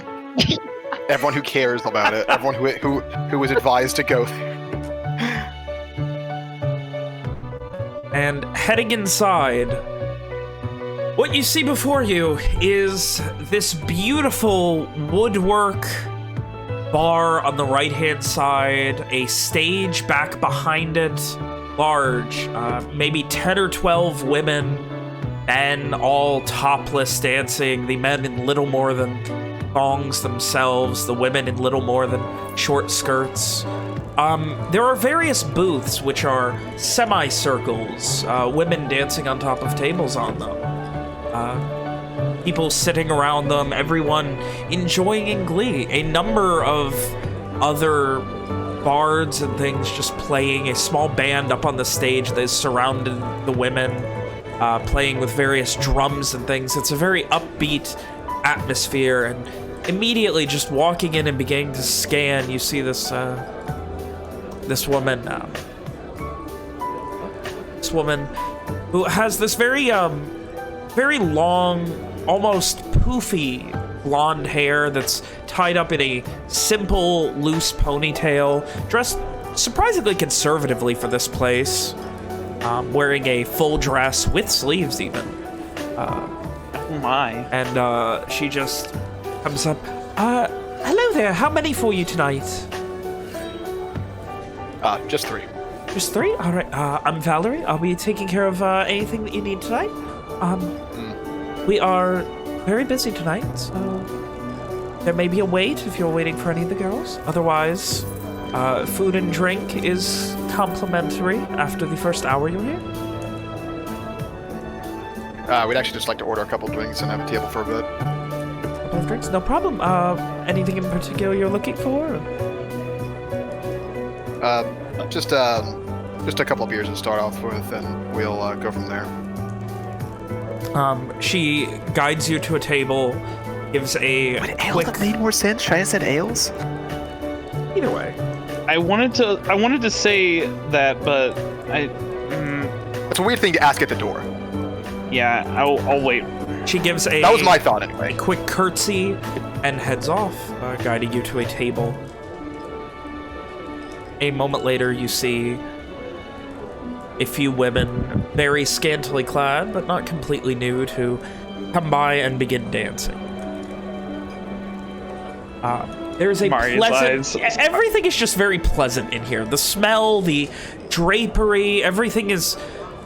This red and this maroon and all of these nice, warm, almost passionate colors. The windows are almost a latticed red. The lanterns have a red hue to them through the colored glass that surrounds them. Chandeliers of candles keep everything dim but well lit at the same time. The girls, just after a couple moments of performing a dance, bow and head off. No expectation of tip or anything. I desperately need to ask you, man. It's very important. Yes. Does this place smell like home? Not your home. Mari's eyes stay like glued to the ground most of the time. You sure you on her just feet. she's just watching everything, just like she's just like it's a really interesting, like less for like she's just she finds all of this just like nice and engaging and really interesting, and she's learning a lot about this culture. Do they bring our drinks? Yeah, after a couple moments, they bring your drinks. During this time, you get a better chance to kind of examine your surroundings. There is a, you kind of watch and you see these two women surrounding this this more portly gentleman, guiding him up the stairs in the back of the establishment. Walker pushes Mari's drink closer to him. They're too tense. Relax a little. Right. And he takes it. I swear to God, do not pull out your own cup. He's not pulling out his cup. Would it be Solara? I swear to Solara then? Would that be the colloquial term? There are a million ways I'm willing to let you phrase that. But no, God is colloquial with Akin, God of Solara. There you go. Amari is going to prestidigitate the drink to make it taste like honey mead and just... If he starts fucking doing anally twiddly fingers, I'm fucking slapping his arm. Give me opposing dexterity checks. No, I'll let him slap my arm. Oh, okay. He doesn't. All right. I don't need that. As soon as you see him start to incant, you just... Hang on. No, bad Amari. I need to know if any of the whores are soul striders. Give me a perception check. He's asking for a friend. Asking for a friend. Listen, Fergus gets to be proud of me. Can you say that, Nick? Fuck you. Give me a perception check. All right. There is one that is wearing like a silver and gold corset and nothing else dancing up on stage, but it's about the only thing that sticks out. What is a corset? It's Lokar trying to blend in. You don't know what a fucking corset is? Why do you not know weird things? Alex, I don't want to talk to you ever. Does anyone have an actual response to me, or? Thing that goes like usually around your midsection that you like tie up. So it is the waist thing. Okay. It's the waist thing. It's the get skinny. It's the OG get skinny thing. Fuck you, Alex. I knew what it was. Yeah, it's the thing that I wear every day. Or it's what Mitch uses to try to be less twunk. Oh no. Anyway. Yes, anyway, other than that, nothing sticks out as particularly Soul Strider-esque in here. So anyway. So Amari start drinking his fucking beer, his ale, whatever the fuck they brought us? Yeah, he does. But his eyes stay firmly off of everyone. He's staring at the beer as he drinks it. Yeah. Sorry. I'm shy. Leave him alone. Okay, yeah, sure.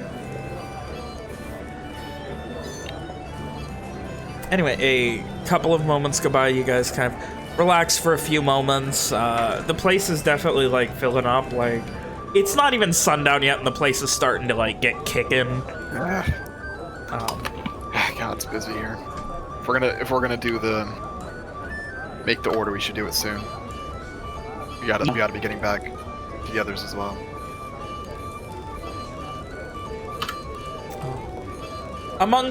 There are like, I don't want to. For your sake, I'm not going to describe every single character I've written that's described. Yeah, please don't describe every sex worker in this establishment. Not just the sex worker.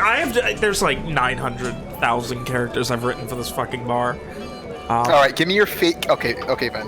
Give me your favorite sex worker, your favorite other worker, and your favorite patron.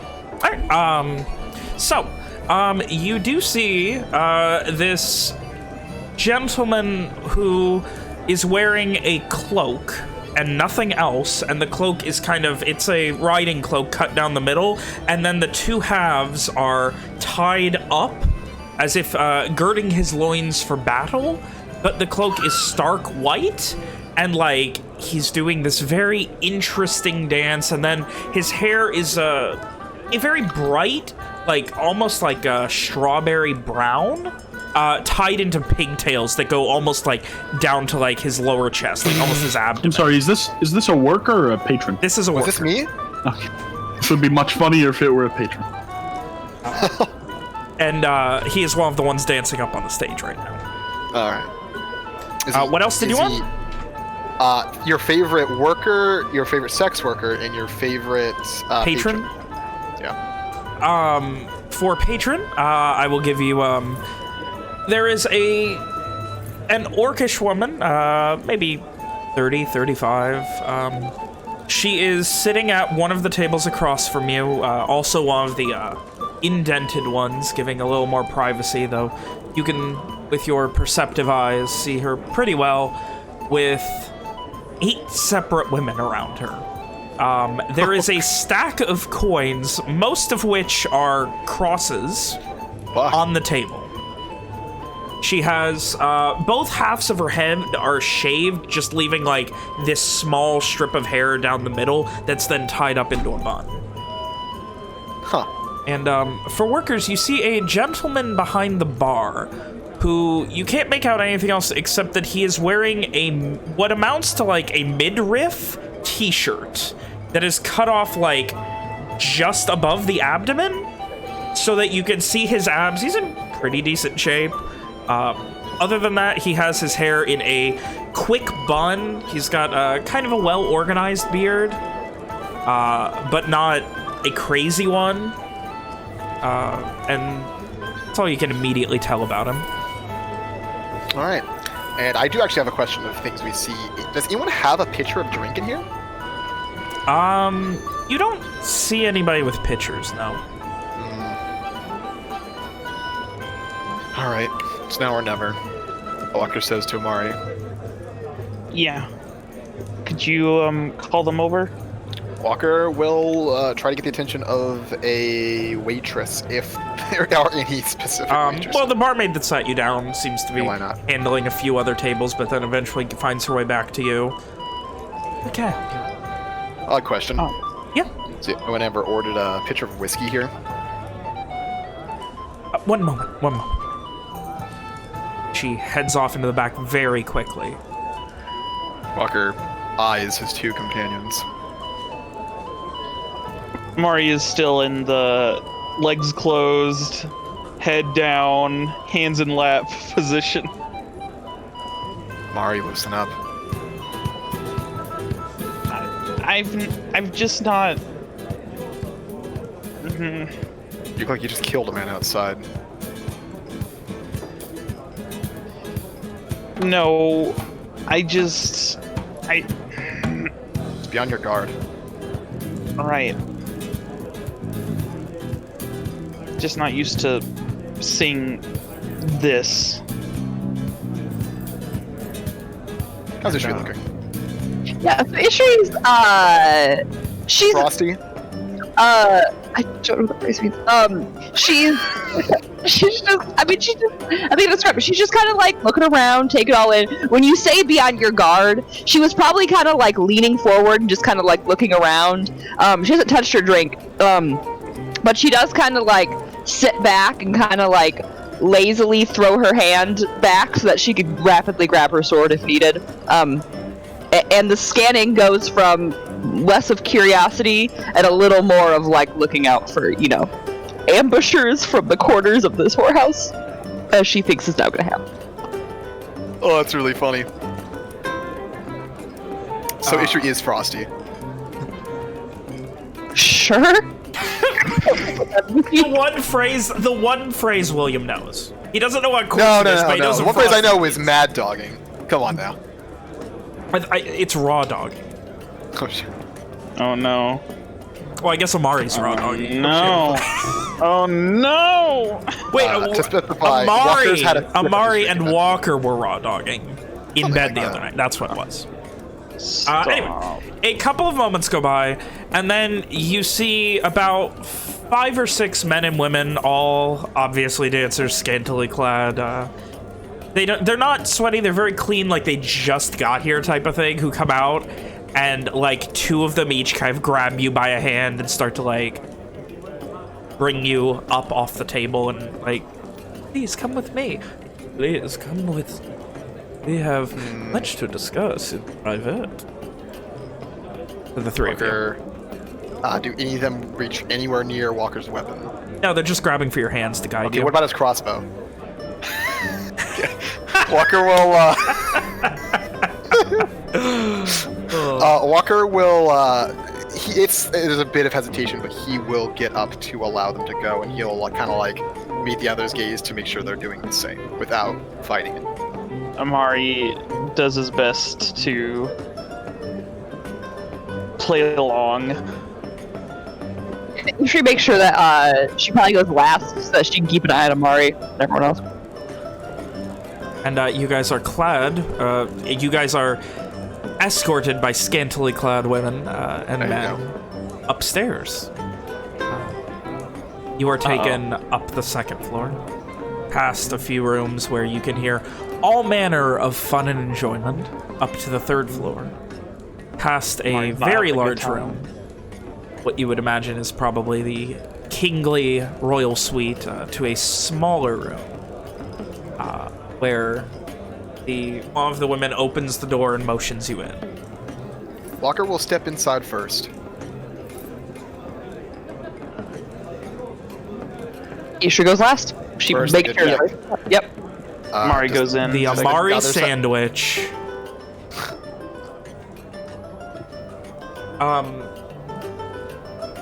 The women wait outside. They shut the door behind you, and you see before you the gentleman that was behind the bar wearing the midriff cut shirt, and he looks at you.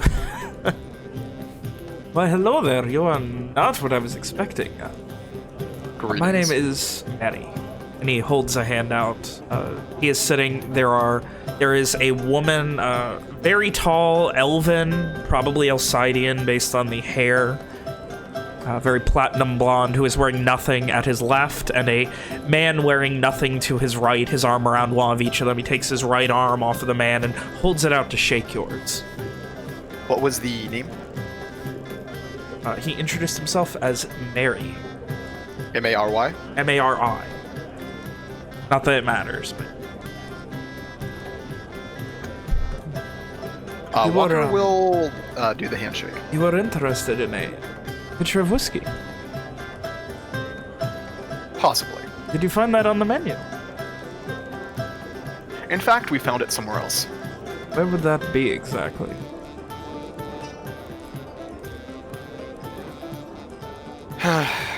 It's a story. There was an older woman who lived in Dunrock. Dunrock. The mage. The very same. Then you're looking for... She sent you here. She must have some faith in in whatever it is you're looking for.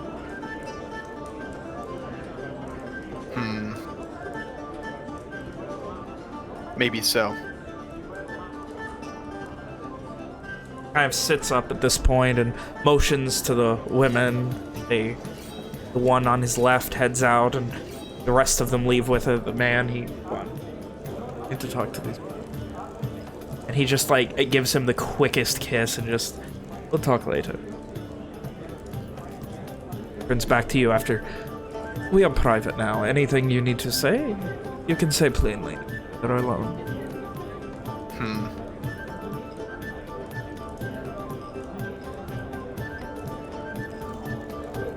There are friends of ours, associates of ours, who had questions for the mage. She directed them here. In a You did the right thing. formidable She told sorts. me a lot, but she was directing you here. Then something may have happened to her. Yes, she was captured by the Red Wing. Oh, dreadful. She seemed convinced that was something that would happen eventually. You have my condolences. This gentleman is, looks maybe 40-ish. He's a bit on the older side, but not incredibly so, and mostly it's just like the eyes that kind of betray a 30s exterior. I would ask, what were you seeking her out for? What is it that... She sent you here, then it must be something she thought I could help you with. Not me, but associates. Then why are you the ones? Not you. We weren't entirely sure what to expect.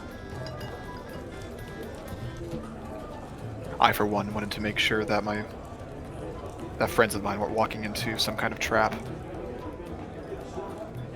Reasonable. And he just kind of brushes his hair back a bit. Ooh. So, you have no questions. What are we doing here? A complimentary dance? You like a night with any of the men or women here? No, I'm in all thanks. shapes and sizes. I'm afraid we won't have the time for it, but do you believe you'd be able to answer questions of a magical nature? He nods. She taught me a lot of things when I was trying to understand things. Then I may have a question for you. He narrows his eyes a bit and leans in. What is it? The term Harus. Does it mean anything to you? From the banks of her sister, right? Walker nods. It was Would something be that Garland. Know all about then- it. I have. What was that? I know all about it. I've seen the Harus. You've seen the Harus? I have been there. What? The gateways. You've been to the gateway. He nods.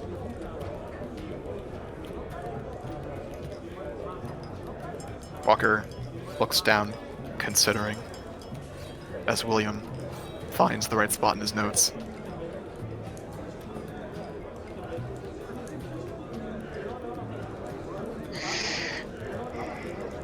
Have you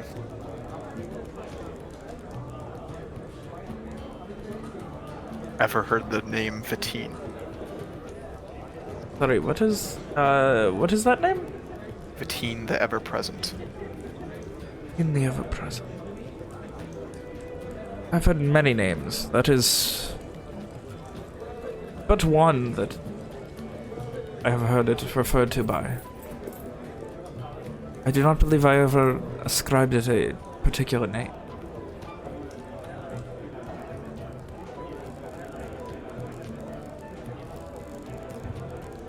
Many people have called it many things across many genera.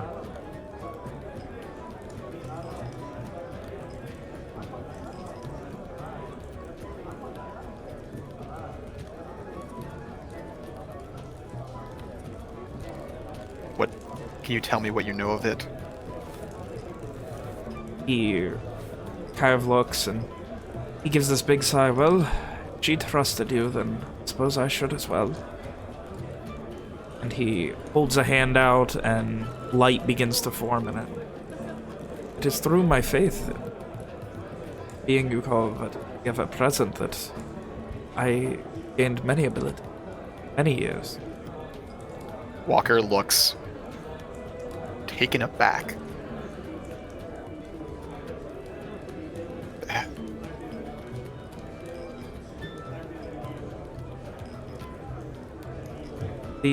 This It was it gives you explained to me abilities. in detail. She taught me to harness this being's powers. Have faith, and that it would be rewarded. That's what I did. This is where I am now. Emotions all around him. I had faith in her, and that I have been rewarded.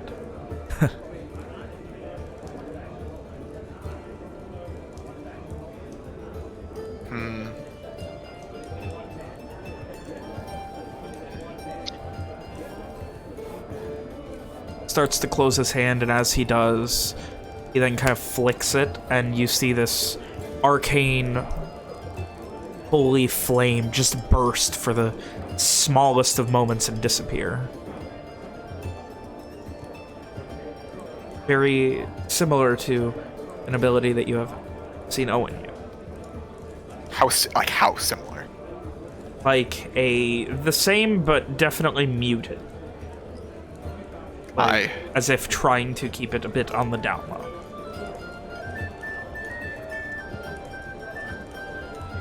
I believe some of my friends may wish to speak with you. You know what is on the menu and what is not?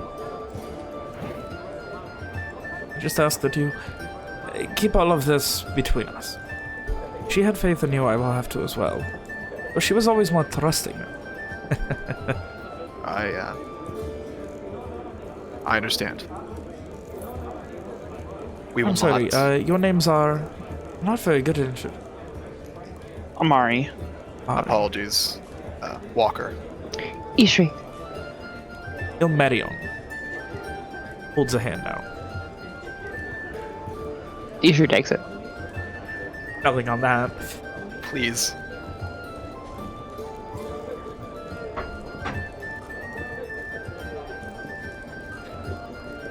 I wish there was more I could tell you, but if you have any questions, if you have any friends, send them. And enjoy a hint of home here. The least I can offer. Friends of friends. Apologies, but we do need to meet up with our friends very soon. Understandable. Hope you have a very fruitful journey, wherever it is it takes you. The hint is always here for you, though. As am I. Friends of friends. If there is anything you want to know about what happened in Dunrock before we leave, I will wager it had to do with the red band and what they keep talking about with the fish people. somewhat. They did, they searched the city, trying to find her. She returned to the city in order to stop them. Not for nothing, but she seemed to know it was coming. When I spoke to her a long time ago, she said her demise would be at the hands of something red, or... He kind of rolls his eyes a bit. She spoke in riddle. It was kind of frustrating. Walker... This is the first thing this man has said that's made Walker really like Walker's felt like he's truly understood. Like he's truly... like, what's the term? Like he's... He is seen. Empathized with, you know?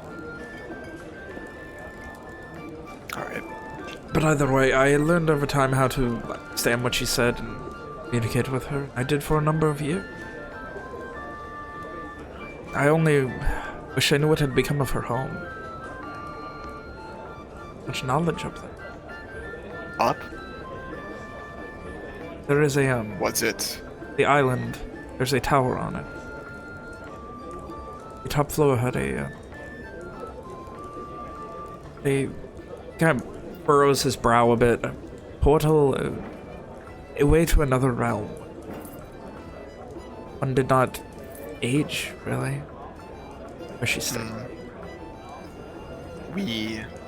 You speak riddles about being a beacon. About others who need help finding her. About being a light in the dark of this horrible place. We did find that tower. And I don't believe there is much I can tell you that you have not already read. No. It was in ruins. The floorboards were barely holding up, and whilst we were searching the place, trying to find out who lived there, it collapsed. Not the tower, but every floor but the top. Well, that is... makes us head. A great amount of knowledge lost. Horrible. It was not pleasant to be a part of. But she...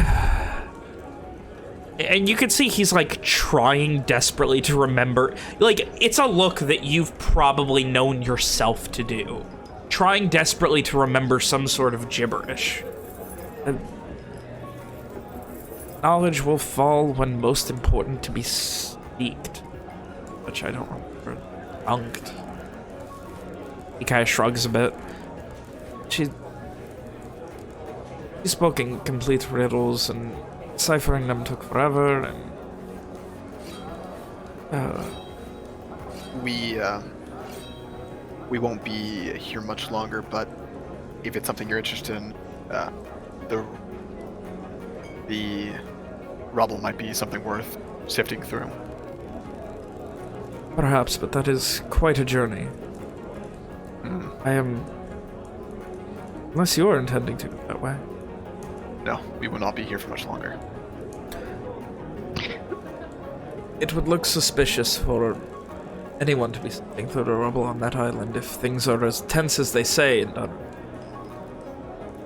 Right. Anyway, we will most likely return tomorrow. Before we leave, may I ask, what are you doing here? If you have such magical abilities, what are you doing running this, this delightful business that you operate?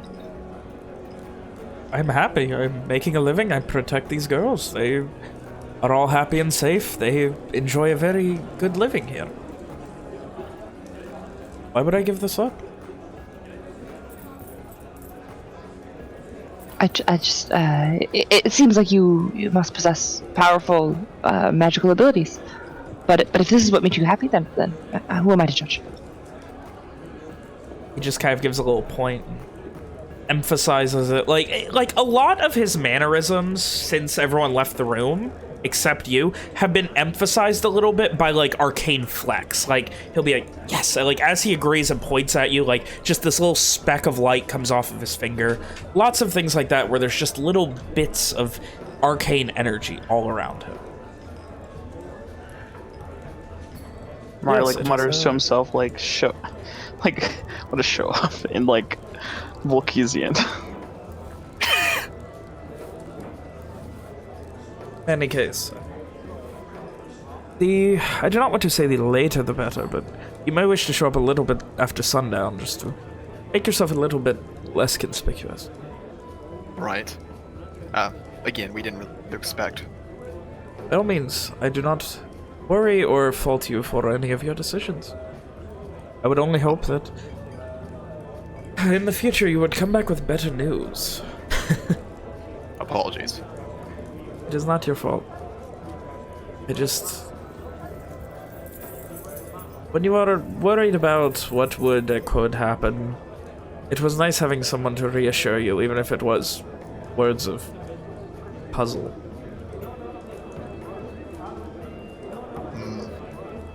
Shrugs a bit. Things happen. Shakes his head. These things happen. It may be a matter of importance for our friends. Would it be too conspicuous to return again this evening after sunset? Not at all. I mean, this is our busiest day. You will see a modicum of people, an entire crowd. Just wait your turn, and when you get to the table, order your pitcher of whiskey. My girls will bring you up. Would you prefer to keep it as few people as possible? He considers for a moment. That depends on how you want your public image to be. Well, it won't matter too much soon, so... Well then. If you do not care if people think that you are hiring women or men or what have you to join 10 of you, then by all means bring 10 of you. Mari's face just goes red. Anyway, we appreciate the information. Of course. Any friend of hers is a friend of mine. I said, a trust is my trust. She taught me to control this thing and have faith. What else did? Right. Okay. Walker stands to leave. Yeah. Mari follows. He stands and he gives like a half bow, half curtsy. Still very strange. You're having this very serious conversation in a brothel with a man who has a beard and decently long hair, wearing a crop top. But that notwithstanding, you guys do head. We fuck right off. Yep, right out of there. Which Power one of them's walk. named right off again? Where to, friends? Home. The Airbnb. So instead of a hint of home, you want the whole thing now. Oh yeah. All right. And eventually, in the order of Evian and Simon first, along with Rick, then Owen and Rom would arrive. I was gonna maybe have a little bit more conversation with Go Owen. ahead, knock yourself out. Talk to the boy.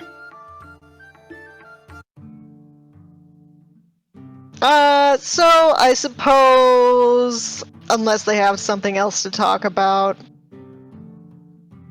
Rom would kind of find herself, like, talking about Beale a little bit, like, he's a really serious guy who's very smart, he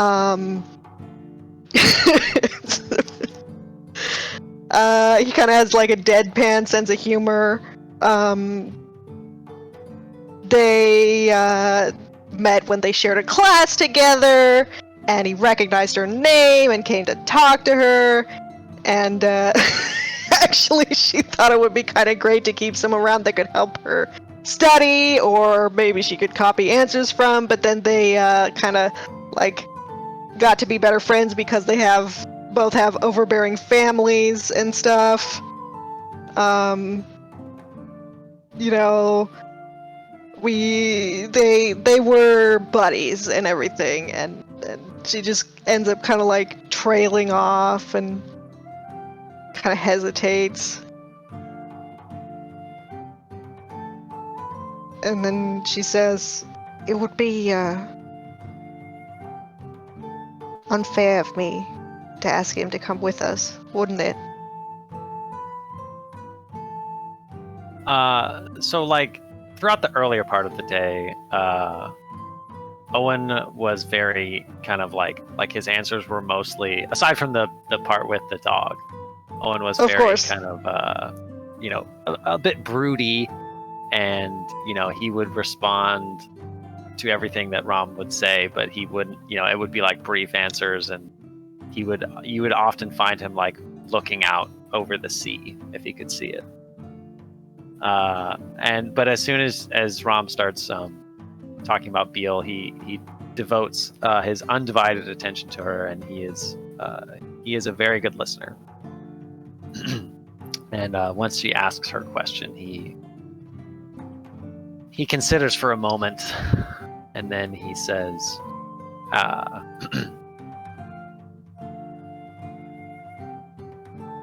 "Don't know if all the others have fully grasped it yet, but we're not going to safety, bro. No, that's what I Safe. thought. Safety from some things, I suppose.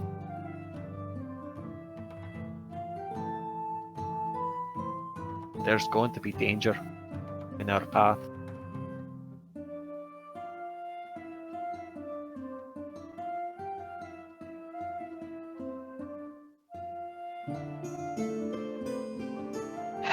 Guess I'm still being selfish, not wanting to pick. Want to have both.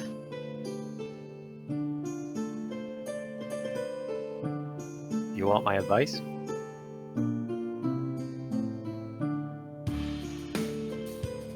You know, Owen, you are one of the wisest people that I know. One of the wisest people I've ever met.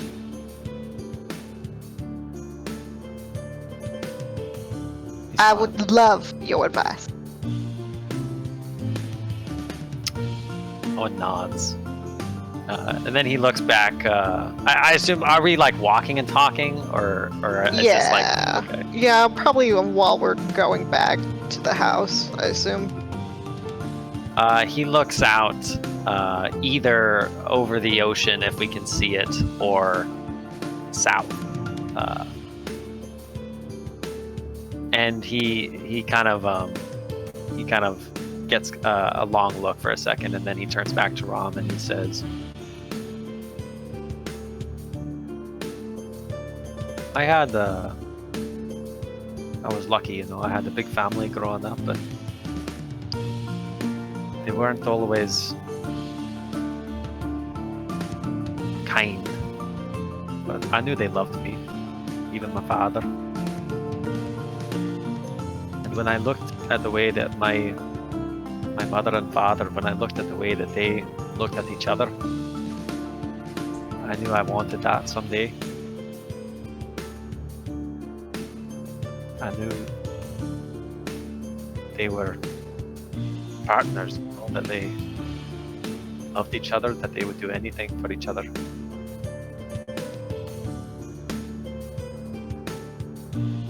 Not found it yet, but maybe someday.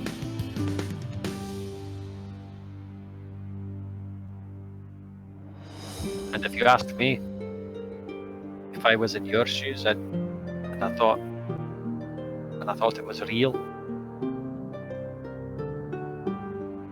it would take a lot for me to pass up a chance at that.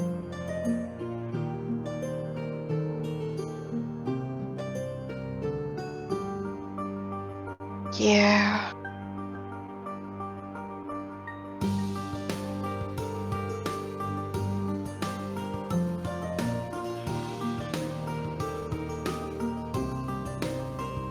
Would.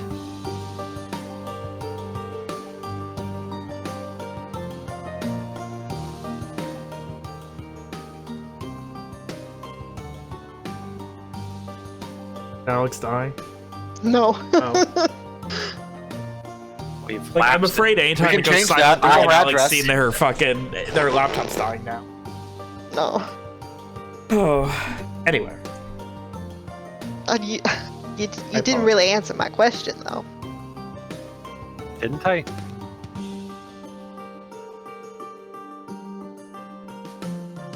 Suppose, anyway.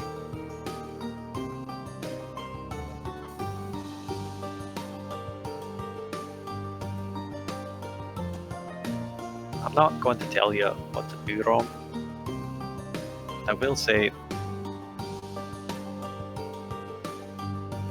there's a lot of hate in the world, especially now.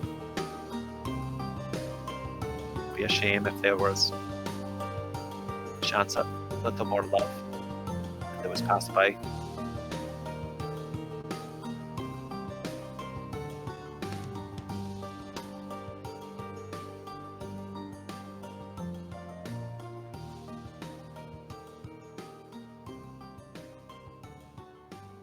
She just kind of nods pensively, and if the conversation steers anywhere else, it would seem like she obviously has a lot on her mind and is probably not thinking too much about whatever they would be talking about, and as, is considering other stuff. Owen, after his words of wisdom, is content to give Rom a little shoulder squeeze and then lapse into companionable silence. What a good dad! Like real men do. Eventually, find yourselves back at the house. Yeah. And then Team Chaperone shows up. Unless you guys had anything you needed to talk to Rick or Evian about. I don't... Nope. Apparently not. Nope. And then... How was your day, kids? We spent money! Did you drink your juice boxes? All of them! No. I gotta get my muscles big and strong! You see, Evian needs that big juice box. Evian gets the extra large straw. No. Evian gets the comically large juice box. What, you think that thing has a dinky ass straw? Nah, son. Anyway. And about... God, it does have a as dinky you guys straw. recap your days to each other, about 20 minutes, half hour later, the rest of the crew, Amari and friends, arrive back. Yo, what's up? Where's... Walker kind of hot. Everyone get down here. We need to talk. He says to everyone who is presumably all downstairs. He shouts at everyone who was just sitting in like a little huddle, I guess. Simon was canonically upstairs. Yeah. So now he's canonically with the group. Yeah. No, this house actually only has one room, so it's just one. It's a big warehouse. This was the warehouse. We need to burn it. Anyway, Yep. with everyone there, I cast fireball. Walker will begin. Walker will begin. At the hint of home, we ordered a pitcher of whiskey. We were brought to a room where we met a man named Mary. Owen, he has powers just like yours. And I mean identical. Owen goes a bit pale, and you see he almost out of reflex. He kind of he clenches his right hand and sort of pulls it in towards his chest. He was forthcoming. He seemed to be friends with the mage in Dunrock, at least enough to trust us solely on us knowing that line of dialogue. That order. I asked him about the Harus. I asked about it by name.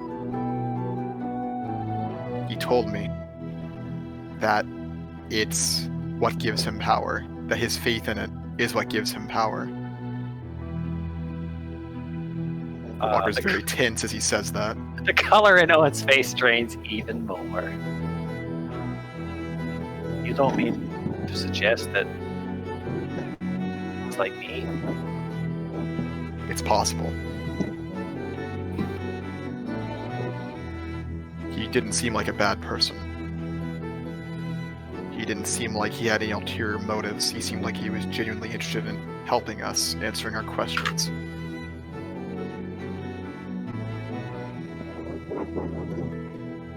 Walker looks to Rom. You had some for the mage in Dunrock, didn't you? Yeah. You might be able to get those answered here. She stands up immediately. Well, what? Can we go back tonight? I asked about it. He said that we can, but he'd prefer us come after sunset. Perhaps after we... He said we could come any night. Perhaps after we visit the Shadow Mist. Walker kind of gives Amari a look. Like the I thought we had this conversation look. Owen bites his lip and he kind of flexes his right arm. Now he's kind of fiddling with the charm with his left hand.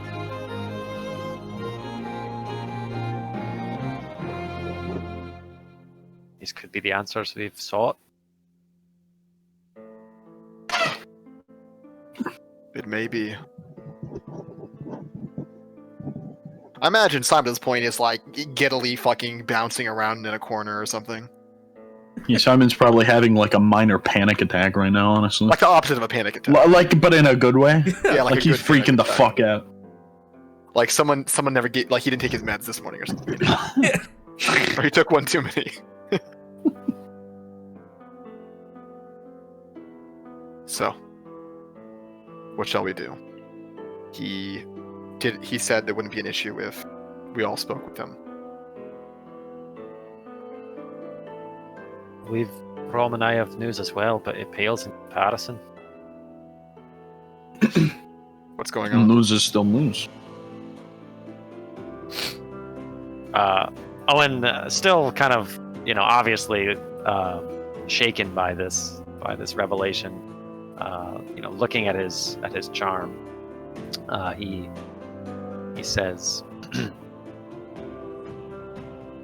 "We went down to the docks to have a look at the warehouse. Seems quite abandoned, if you ask me. Then we went to go see if we could inquire about who owns it. We were directed to an office in, what's it called, around the Merchant's Run or whatever it is. Hmm. That is it, right? The what? The merchant, the merchant's district. The Merchant's Landing. Aye. And the office doesn't exist. It's just not there. The paper that the Intellier gave us told us it was at the 3rd floor of such and such building, and the building only has 2 floors.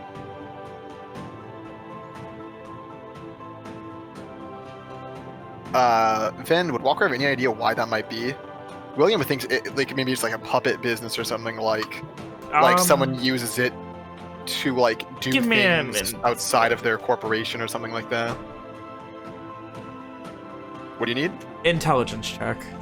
Okay, that's an okay check. This is not Walker's forte when it comes to bounty he's not exactly hunting, a corporate bounty hunter. but Ooh! the idea of like essentially a shell corporation, like somebody doesn't want to be contacted, whoever owns them for some reason. Especially if they're still paying it and on time and the crown isn't asking any questions. It means that for one reason or another, they want to stay very anonymous. Perhaps it could be a benefactor covering for somebody. There are a modicum of reasons, but in all likelihood, there's just some sort of... They've done it as like a shell corporation, essentially. A shell business. William, your intuition was correct. Ooh. A shell business. I've heard of them, but it's never been something I've dealt with. There's a number of reasons it could exist, but none of them are particularly good. It's most likely something illicit. Well, we went to see Laurent after that. He told us he's had the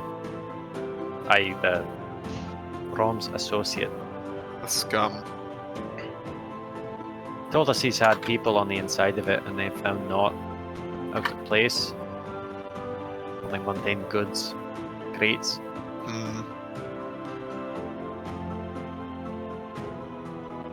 I had intended to go and see for myself, but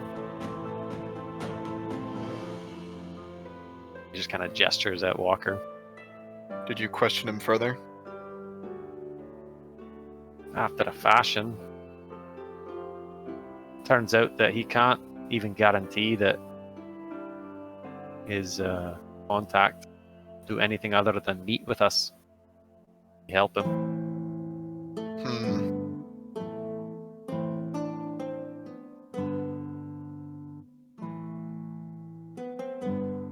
Time is running out.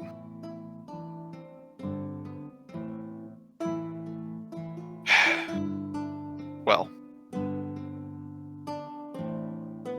Oh, and it does seem that your business is the most time sensitive.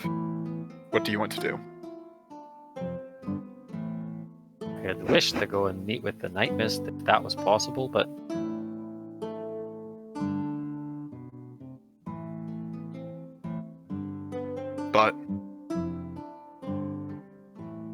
there are answers to be held and to be had. The hint of home, then Walker nods. That's where I'll be headed. I mean, you've waited so long for these answers. One more night, will it make a difference?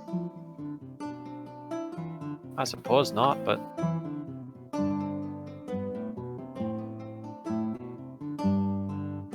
I've never had a teacher for any of this, and because of his charm,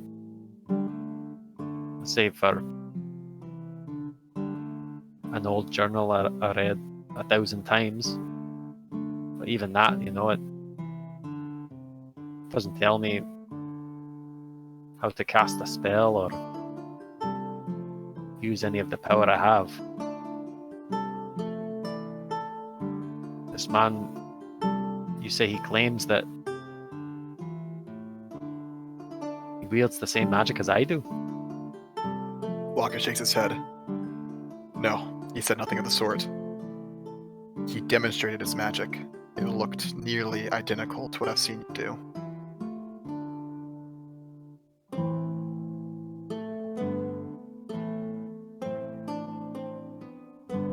I've The power seen I what you have, all- I've it seen what comes you all from- do. It's all different. Seems each of you have your own sources of power, but his looked nearly identical to yours, Owen.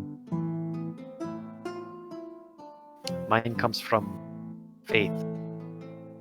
Nothing else.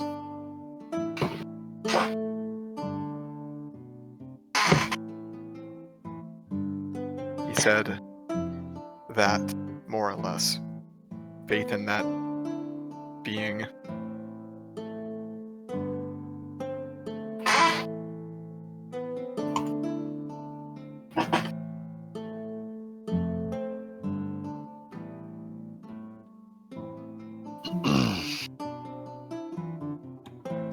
It's all happening so fast. I did not expect that when we visited today.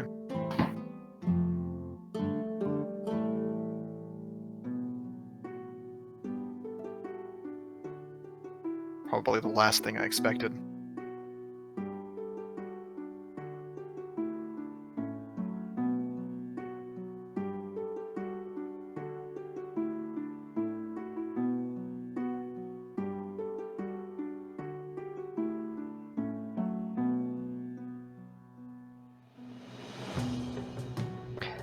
The choice remains: do we?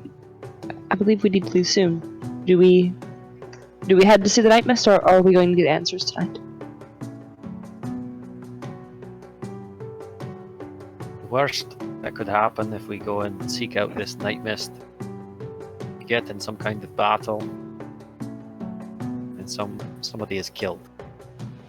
He is a mage of considerable power. Best that could happen is gain a powerful ally, or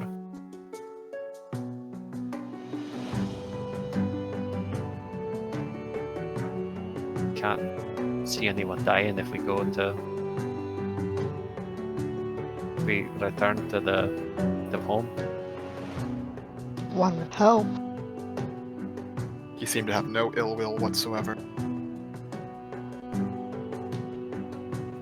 Are you not curious as to who would have hired this person to kill someone with the same mark that Amari has? I don't know if he was hired exactly.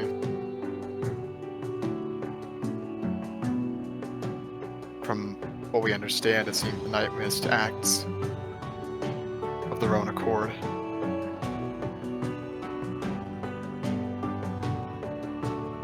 Well, then, the information they have about this mark? I understand if we do not wish to go. I am just I want to go, Ishri. I do, but If we all were to go, I imagine that would put Amari in great danger.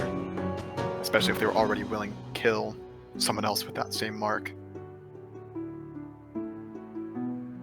well, Amari's not exactly out in the streets preaching the end of the world. No. But I've seen what magic can do. Who's to say he won't be able to find out through our conversation?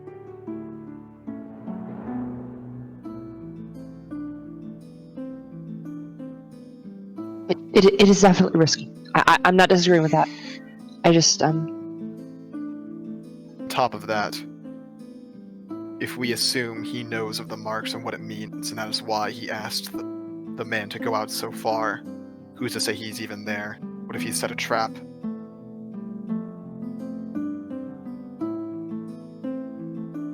this is also very true. I am of the personal opinion that in this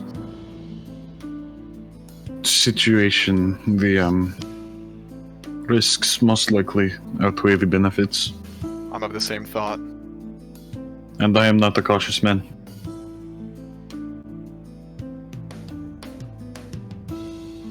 I'll drop it. I just wanted to propose it. We can go to the house with all the beautiful people instead.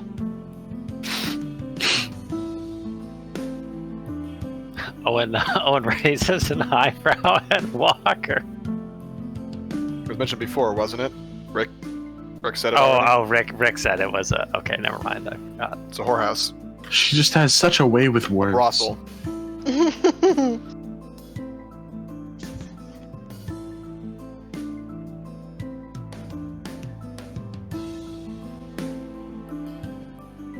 I suppose there's no use wasting time. If we're not going to see the night mist, then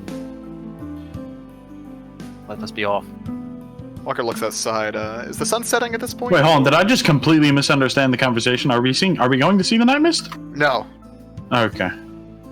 Owen wants to go to the brothel. Yes. Really wants to go I to the brothel. thought I heard the. Owen really needs to go to the brothel. Owen really wants to go to that brothrothel. He's got to go to number 3. I'm actually very excited to describe Owen's attitudes once he steps over the threshold. He's really got to go at number 3. I can't wait for We're Walker gonna see him compare looking Owen for to something. Amari. Walker's he's gonna roll a perception check. Where's the soul strand? He wants her back. Anyway, Owen's addicted to the magic. To those magic fingers. so you guys are heading back across the city to the Scald? Well, no, is it fucking time for Yeah, it? Like, yeah, it's is it after about sunset? sunset now. Yeah, okay. You figure Okay, good if you're not power walking, it'll be after sundown when you get there. I want to sprint. Even Wait, sprints don't walk wait. and go. Hold on. Weird. Before we go there, while everybody, if everybody's like, I don't know, eating or doing whatever, Owen's going to cast Augury again. Is it gonna be a bad idea to talk to the whorehouse manager? The question that he asks, and I'm sure I'm going to bungle this again because my recent few auguries, I don't think my questions have been on point, but the question that he asks alone in his shared room with Walker, surrounded by green plants, as he Which is rolls only the used by dice. He rolls the dice and he says to the air, he says, "Karad, will I find answers? This hint of home." Cast out the dice, and neither of them roll. They both hit immediately onto wheel. Uh-oh! Hot shit, baby, we going. Oh no, I was thinking of the other She thing. thought it was the bad one. I did! Owen scoops up the dice, and the smile that he wears as he exits the room is akin to the one that Rom saw on his face earlier when he was petting a doggo. To Owen, dogs are as good as answers. I'm imagining Alex thinks it's bad. She's like, all right, time to load the fire breathing into the gun chamber. We're going Eldritch, motherfucker. Oh no! All right. So, Wait, Rom has a gun? Les, Yes. Simon, and Rick. You didn't know? That's I feel really shitty because Simon was one of the people who really wanted to see that fucking witch or whatever, the witch's person. We'll have to come back. There's more time. You guys aren't leaving immediately. Yeah, would you know it? The breakfast got him began a little bit later. He said today it would be fine, you know? Sometimes these busy. things happen. Evian was Yeah. fine. Dude, Evian's Rick got a was powerful fine. stomach. Me? Powerful? Why, thank you. And I you would take guys everything go back to the hint of home. A veritable pot of gold at the end of a very long rainbow. Coming in, it is much like it was, but now there is a line outside. Cool. You have to wait the better part of 20 minutes before they finally let you in. Walker does mention what we were told, that basically we would have to wait. I'm sorry. Rom and Ishri would be allowed in immediately. That's Ooh! very Cool. So you guys are allowed in immediately, though under the caveat that you'll probably be sharing a table with other people. That's fine. We can mingle. Can't we? So while you guys mingle, you see this guy. He's got kind of a pencil-thin mustache that kind of extends out. He's got like brushed back, starting to gray hair, kind of a bit of a gaunt face, wearing very nice like silk and leathers, and this guy's in like wearing fucking expensive ass and going out clubbing clothing. And he just immediately, like you sit down as he's ordering, and he just turns, and whatever they want. Well, thank you kindly. My name is Tori. And who do I have the pleasure of meeting? My name is Ishri. Ishri, that is a beautiful name. And you, miss? Ramona. Mona and Ishri. A pleasure to meet you. This is... And the woman on his left goes, "Oh, I'm Jade." And he turns, and this is, "Oh, I'm Ruby." And the two women just kind of smile.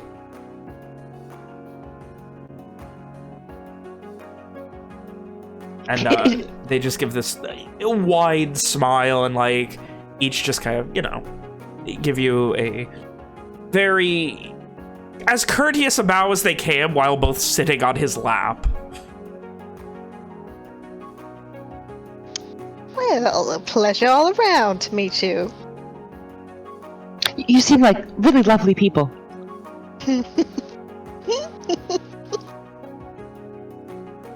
On the contrary, you seem very... It is not often that I get to meet new people here. Normally it is myself and my husband who come to meet other people, not patrons. Ishri looks confused. Oh no. Well, we're in town for a little bit, and we heard that it would be fun. Oh, it is. This is... They call it the Hint of Home. I wish it was my home. A place of celestial delight. And he just kind of motions over to one of the girls who gets up, and she goes, and one of the barmaids is bringing over drinks, and the woman gets up, and very carefully instead she takes a couple of glasses and pours you this this very, very deep red wine. It is not a wine glass, it is a full tankard full of wine. But it's similar in size to a tankard, but made of glass. Well, Rom is not a wine snob, but she knows rich people shit. Is it good? Yeah, it's good. It's, ooh, it's good. And, you see, the woman, Jade, who has brought this over, meeting the barmaid about 10 feet away, then places the plate down that had the drinks and cups and things on it, and there are various truffles and little chocolate bits and things. He just motions, as much as you want. Enjoy yourselves. They're, what do they call them? Hey, look, thanks for a second. Aphrodisiacs. Please enjoy. Ishri says thank you. Ishri is going to down the tankard of wine because she has learned this is what you do when you drink wine. So Ishri just chugs the tankard of fancy ass wine. He's just like staring wide-eyed, blinking. He turns, Ruby, you ever seen anything like just no? Did I do something wrong? Like I said, we are from out of town. He pours. Some of us a little farther than others. I'm not gonna let an elven woman from out of town outdrink me. And he pours a full tankard and starts chugging. Oh no! You guys got 20 minutes of this. Ishri's just gonna be plastered. And this goes on for the better part of 20 minutes. I would like a Constitution save from Ishri. Cool.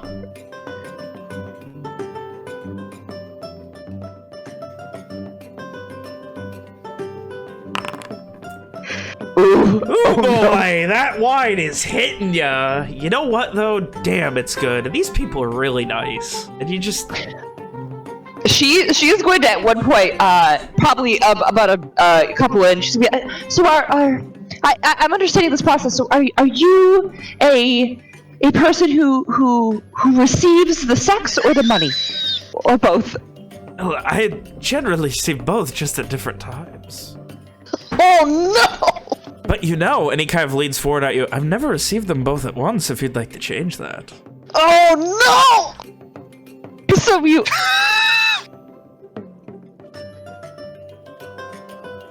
What exactly are you proposing? Well, no one has ever paid me to fuck me before. We can change that, if you're interested. Oh, I don't have any money. Well, we can do away with the paying, then. Unless, he turns to Rom. Well, perhaps we can talk about it later. However, we are waiting for a few friends to come in, and there was something that we had The merrier. already arranged. Of course, the more the merrier, however you wish to do it. We're all here just to enjoy life, right? And he kind of looks to the two girls sitting on his lap on either side of him, and they just kind of nod in agreement, still kind of sipping wine themselves. Do they look genuinely happy? Give me an insight check. Drug history. Yeah, they seem happy. Like, just looking around, it kind of...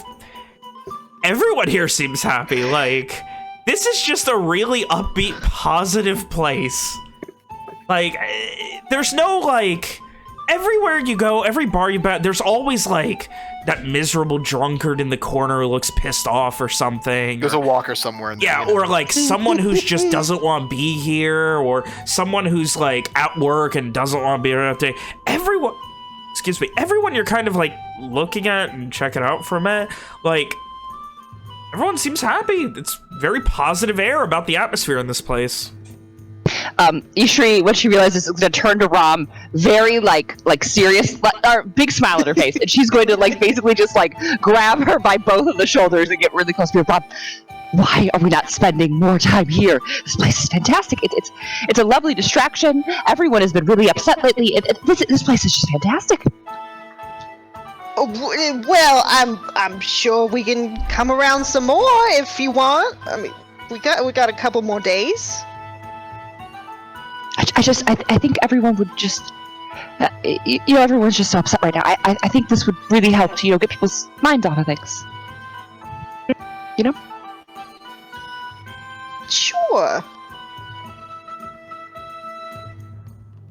Thankfully, Rob, not having to explain this to Ishri a minute or so later, you see your friends coming in, and they are guided to your table, which is now a little overflowed, so you guys, like, have to do that awkward thing where you, like, everybody scoot in a little bit, and who sat down first, Rom or Ishri? Owen is at the front of the group. Oh, I'm sorry, Yeah. I thought you were asking about it. No, who out of Rom or Ishri sat down first? I'm assuming Rom. Okay, so Sure. now you pretty much have that girl Ruby on your lap as well after how much you guys have scooted over. Ma'am, I am possibly a taken woman. Not on Maybe. purpose, there's just, you guys are probably 2 over the booth limit at this point. No one seems to All right, mind. well. Yeah. Amari So Mines. wait. Are you saying there's some fucko at the table with like with a fan? With 2 women on his lap, yeah. So I think Nick wanted Owen to be numero uno here. Yeah, so I'll give him that. while we were in line, Owen was kind of, in fact, not kind of, he was very fidgety. He doesn't seem to be, like, taking in his surroundings, but he does keep glancing up to the 3rd floor of this place. Or I'm sorry. As if they're also going to be a shell business? No. Didn't I guess you did say. He glances up like towards the 2nd and or 3rd stories if there are those. As if that is what is holding his attention. And once the boys are granted entry, it doesn't look to Amari and Walker, it doesn't look like Owen is really seeing the extravagance and the naked flesh around him. His eyes are forwards and he's focused, but it doesn't look like it's really registering in his brain, like, you know, the kind of place this is, or rather, he just His mind is care. elsewhere. Yeah. While Owen fidgeted outside, Walker would have put a hand on his shoulder and said, "Try to calm yourself, Owen. You don't want to attract any unnecessary attention." Your words fall on mostly deaf ears. He grunts in acknowledgement, but he doesn't change his behavior at all. Mari is in a similar state where he's just kind of looking at the ground. and you know, it's Walker has seen a lot of Owen. It's not nervousness or A whole lot of Owen. God damn it, fucking crazy. He's seen a lot of Owen's behavior. This is not Owen at the sweetest sense. He's not embarrassed. He's not awkward. He's focused on something entirely elsewhere. So, getting to the actual table, it's our two girls, and then like two workers. Yeah. And a dude. Yeah. A dude with Flushed two gun. workers on his lap on either side. One And also then- being part of and the then Rom. Rom, and then Ishri, and as you guys kind of sit down, they all kind of get shoved over closer to him. Flash the gun, make him go away. No. We're trying to lay low. Walker looks from him to them. Ish. Low-ish. Ishri has just a big smile on her face. She's probably like holding an empty tankard of wine and has several others in front of her. She's got the. I imagine the her like fucking- drooling a little bit, like just wine She's- all over. Yeah, she's got the wine thing where, like, if you drink a lot of wine, you get those two little red bits at the corners of your mouth. Walker looks a bit frustrated at Ishri being crunk and them also having just some schmuck at the table when we're like here to go meet the fucking like boss. As you all sit down, he just, hi there, you are the friends of Ramona and Ishri here. That is Say, correct. Still unseeing, Owen just nods. You are very, very lucky people. These are very lovely women that you're. Yeah. Everything all right? And he kind of like turns towards Rob and Ishri.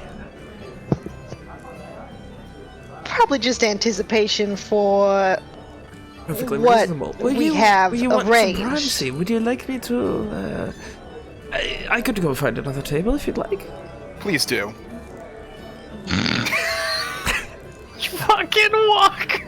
Oh, Moses Walker. He proudly stands up, gives a bow, looks to Ram and Ishri. It was sincerely a pleasure to meet you both.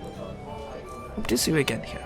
We're fun to talk to, and he looks to Ishri. Very fun to drink with. Never seen a woman drink wine quite that fast. I mean, this is how I learned how to do it. Until his return. Thank you. He just gives this slow blink in amazement. It's incredible. You all have a good night.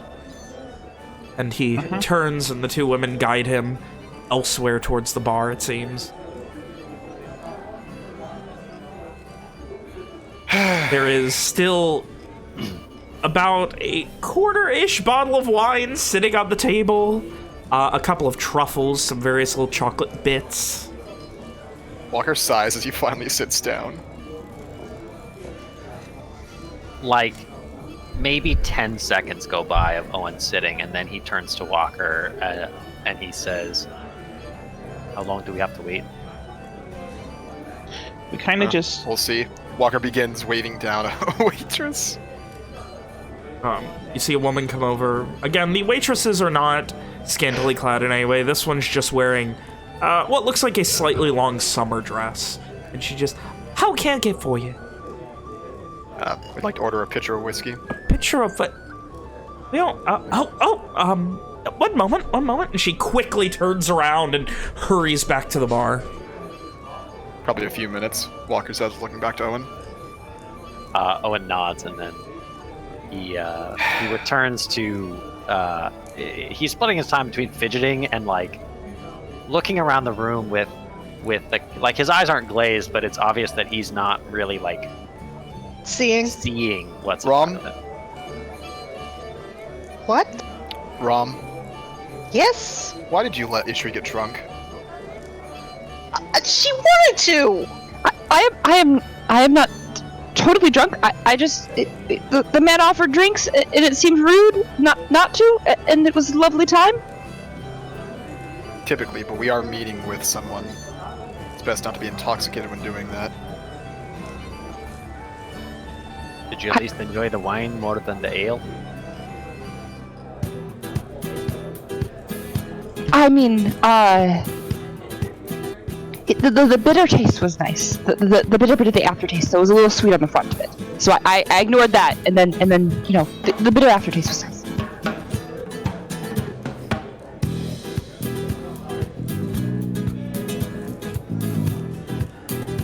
Owen nods, and then his gaze shoots up towards the stairs. About 10, 15 Walker, minutes ago. Oh, I'm sorry. Walker would advise Ishri. Be careful what you say when we're up there. People tend to make more mistakes when they're intoxicated. I can keep my mouth shut. Yes, that's fine. Do we not trust this person? I Hard to believe we say. have nothing to fear from this man. He's shown us no reason to distrust him. But we've only had one encounter with him so far.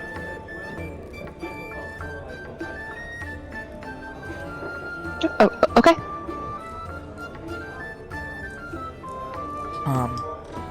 About 15 minutes go by, during which it's quiet at the table.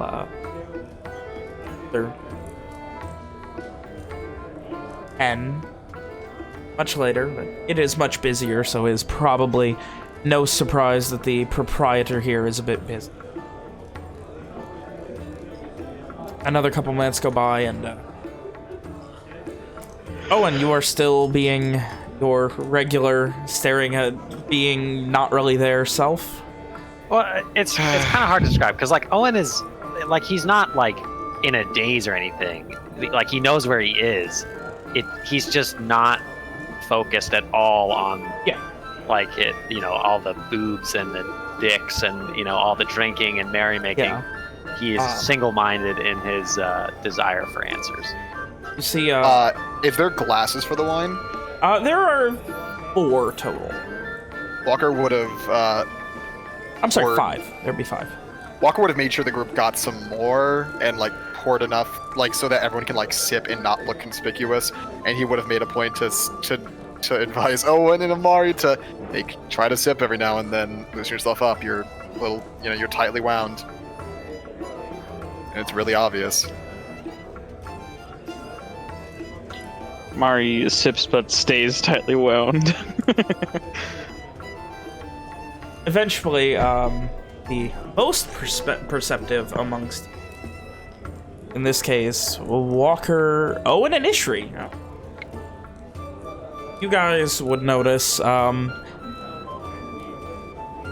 barmaid is talking, like, she keeps, like, pointing over at your table and talking to somebody else, and just every couple minutes.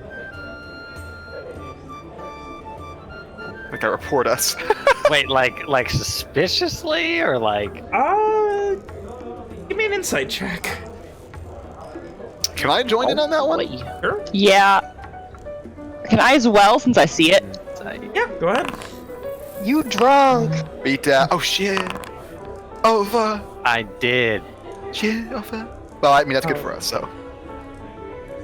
Like, you kind of watch for a moment and kind of try and read the body language, and then your eyes kind of draw to the other place she's pointing, and you realize they're just sending some girls over for you. Classic. Nice. About 5 minutes later, you see two people in a costume of what amounts to It looks like a ridiculous caricature of one of those Chinese New Year dragons, but with only 2 people in it. Ask, are they a Hydra? And they just kind of like walk over, and then you just hear from the front one, "Ooh, I'm the ghost of everything you've ever wanted." Ishri, like, scowls and, like, instinctively goes to grab her sword, but then puts her hand down slowly as she realizes that's not real. Not a real ghost. Sours her mood. Now you then hear, "We're not ghosts tonight, we're a dragon." He's like, "Shit, I forgot. Okay, we're the scary dragon of everything you ever wanted." And you just say, "Whatever! You're so bad at this!" It's like, "I'm trying my best!"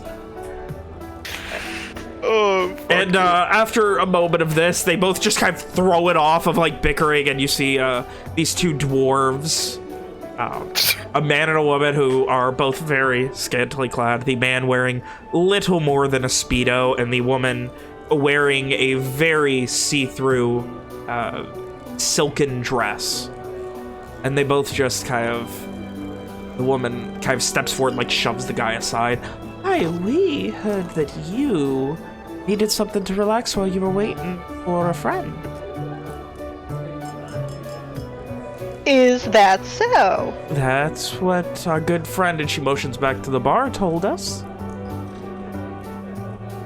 And she kind of looks, and she like quickly whispers back, "Go give the redhead a massage. He looks miserable. Stop making her people miserable."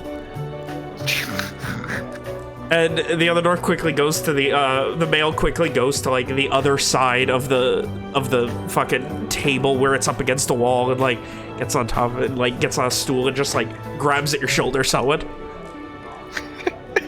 What? He kind of like starts and like looks around. What are you doing? You'd like a massage? You look very tense.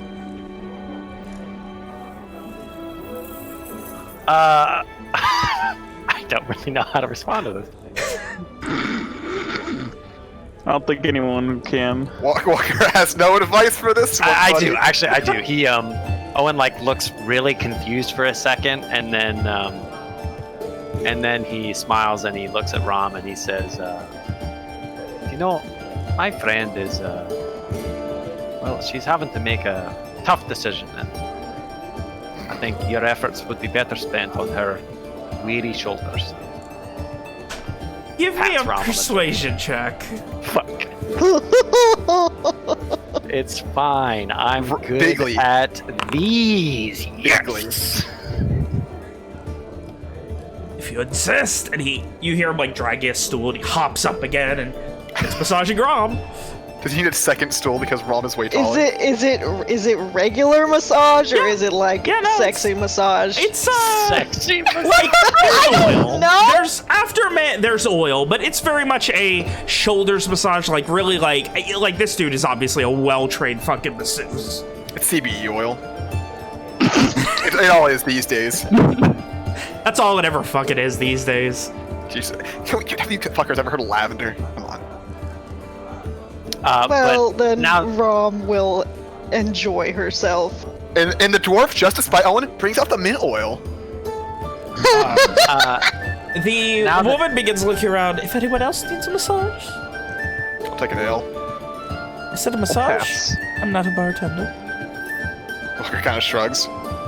I have a question. That dance that several people here are doing is it a thing that people in the city do? Is where did you learn it? It's quite interesting. The dance? Yes, there's several people dancing, right? There are, but like stripper dancing. yeah. She seems confused as you just kind of ask the dance, air quotes. We just... It's something we learn working here. It's not...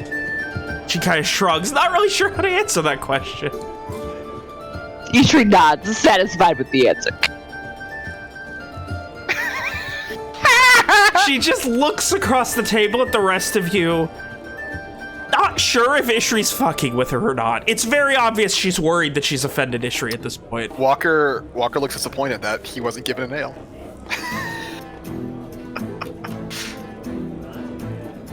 I tell you what. She like sees how disappointed you look. I will go get you your ale, and you figure out what earthly desires you could possibly need to make you less unhappy. She gives a little smile. And if you need anything, she motions to the dwarf behind Rom. My husband is the anvil, and I am the hammer. Oh shit!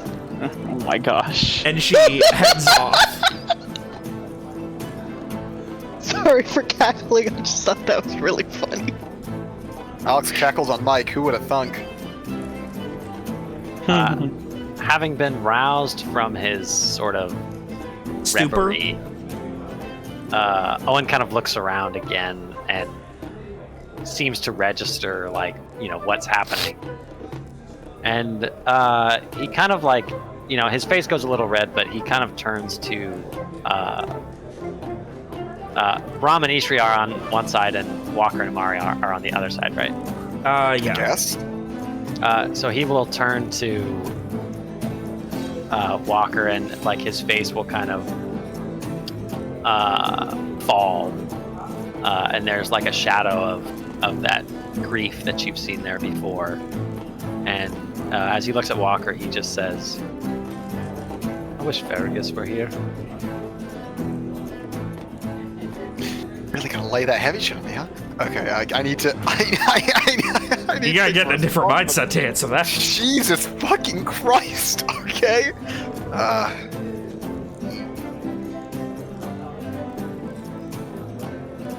imagine he would have enjoyed it. But perhaps it's best he's not. It seems like he was doing better. He was. Having learned from you. Did he, suppose I should ask this sooner, did he keep up his,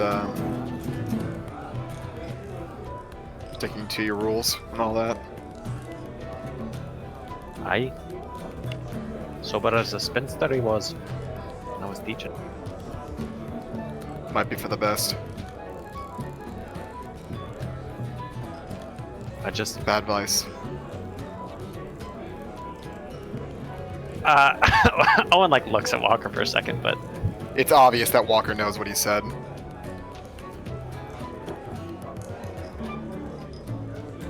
I know he would have liked this place for what it is. A place of joy.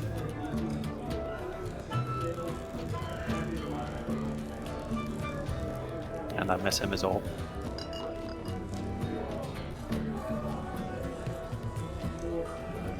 It's only natural to miss your family.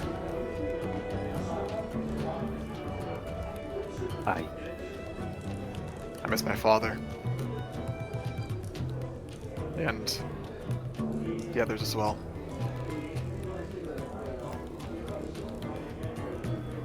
Owen claps Walker on the shoulder, and he smiles. Like, he doesn't try to smile. He definitely smiles, but there's that trace of sadness behind it. We're going to him, Walker. I know.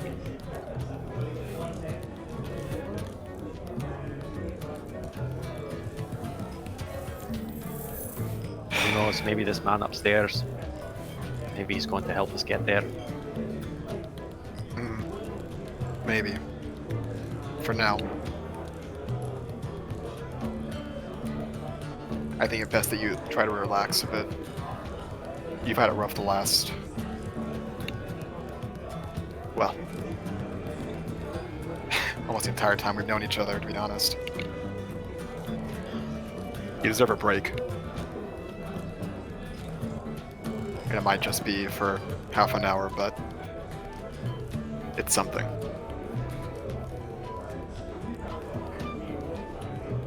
You know, I could say something about having no time to rest. You could. But not exactly easy to sleep in a place like this. rest for the mind is what I meant. Walker takes a sip of the just shitty wine he has in front of him. I thought it was delicious, expensive wine. Walker doesn't like wine. Let it be known. Official, right now. Perhaps you're right.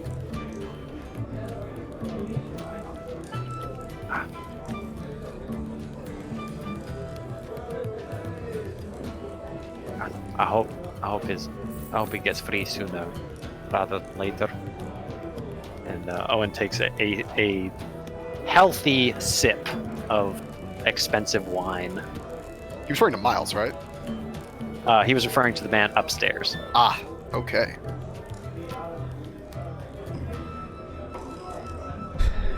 Eventually, the hammer comes back, procures you a glass of ale,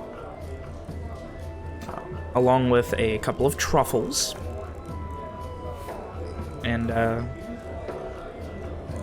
offers a massage to anyone who wants it. If everyone declines, she would then begin to give Rom a foot massage, joining the back massage that Rom was already getting. Rom is having an okay day. Rom's day is getting exponentially better every minute. I would specify, Walker isn't like drinking heavily, he's just kind of like sipping occasionally. Yeah. He would have pushed his wine forward so that someone else can grab it if they want it, as he began on the ale. And eventually, another 10-15 minutes go by, and finally, you see a cavalcade of 8 or 9 men and women, all very scantily clad, that, much like last time, Walker meet you at the table. warns the others as soon as he sees this.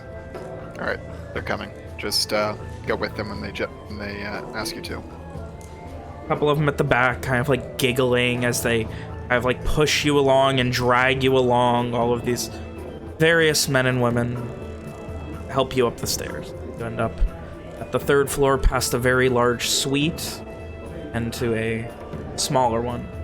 One of them opens the door, and you all head in.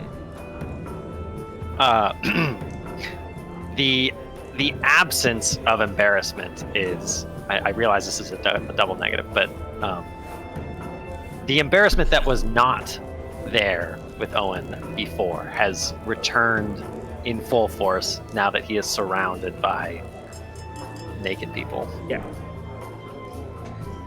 And thankfully it is only for the briefest of moments, heading up the stairs past a few private rooms. They usher you inside, the 5 of you, into the private quarters where you see Alone this time, and dressed much differently, still wearing a crop top shirt, though this a different one than the one you guys saw him in a few hours before. This one even shorter. Finn. Yep. Is this guy a performer? You haven't seen him perform. Yeah, but like, am I getting them vibes? Give me an insight check. Is he Maybe he DTF? just... Maybe he just likes costume changes. Give me an insight check. Oh, god damn it, I want to know if he was DTF. I mean, just based on how he's dressing, probably, but who knows. Also, if you will let me finish, he is now wearing what looks like a bastardization of a garish kilt in pink and purple. Ooh, okay. Bright cool. pink. Alrighty then. Well, Walker and he, will- like, the room isn't cramped, but, like, this was max capacity with, like, 6-7 people now. And he just, well, hello there. I see you did indeed bring a couple of friends. Yes. Walker would go in first. Let's see. He gave his fucking longer name. Did you give the spelling for that? Yeah, Ilmerion. I'm not gonna Type get it up that again right. for you. I don't know how There you you go. pronounce that. Oh, that's It's not that hard. It's so hard for you to remember names. Marion? Ilmerion, or Mary for short. I don't know if I can say that right. I'm just gonna say Mary. Mary, this is Owen and Rom. Owen, The pleasure is all mine. And he stands up and kisses each of you on the hand. When Owen offers his hand for what he presumes is a handshake, he offers his right hand. And the charm, ever present, dangles on his wrist. And he kind of just... He doesn't seem to recognize it. But instead, he just grabs your hand, bends down, kisses it with a very large bow, and then does the same to Rom. More friends from the Dunrock clusterfuck, hmm? Yes, they were the friends I mentioned. Well, it's always good to have more. Should I be expecting more next time? Then you fucker. Potentially. There was one other who had questions, but he was not feeling well tonight. He kind of considers for a moment. That's a shame. Miss Ishri, are you quite all right? Are you okay? She drank a little bit. She was very fond of the wine. Yes, it was not nearly as sweet as the other. Very good. Very nice.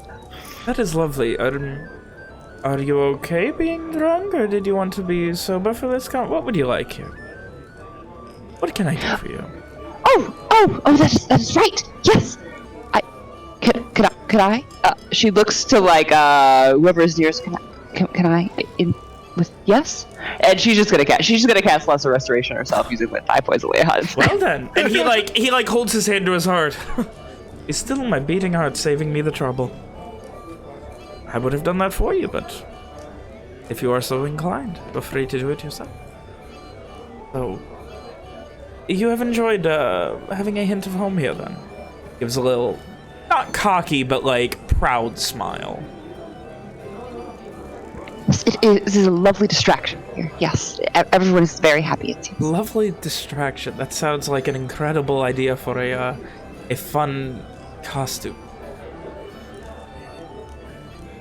We'll write that down. It is beautiful. A lovely distraction. So, to business. I assume you do not wish to stay out all night and partake in the offerings of my establishment, so you probably have better things. Please, whatever I can do to help you. Mr. Rom? Mr. Rom? Walker told us that you knew the woman. He nods. She of the riddles and Told us that you have seen the Harus. When I was much younger, I came across these portals, I suppose. The way to be with this being that I did not learn till later thrives on faith and caring and passion.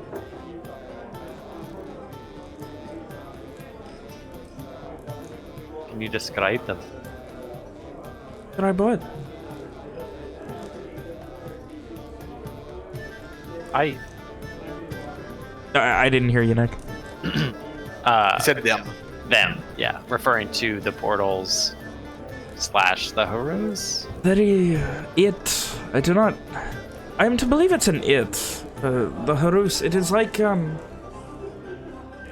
imagine if every door in this city went to the same place. And at this point, he is standing up and emoting as he talks, orating with the best of them. With yes, imagine, if you will, every door in this city leading, and he motions right through there to... But every door is not always available, and the doors are throughout the entirety of the country, and maybe 1 in 1,000 is available to one. That is, in essence, what the Harus is. That being, I never had a name for it. I've heard many, but never had a name for it. But that being seems to exist in it, and that is how it is able to be in contact with I do not know how it decides who or what it wishes to reveal itself to in any way. But, faith is a powerful thing. I was much younger, out in Garland. I was out in the forest one day and I walked through this clearing. I turned around and everything was different. Trees were different. The smell was damp, like it had just rained. But at the same time, it was not. Very, very strange. I did not know what happened. I had this vision? I do not know how to describe. I saw... I could feel answers. Questions I wasn't asking. I could... You can see he's trying, like... The best you could see is he's trying to put into words something that he's only ever thought about through, like, emotion before.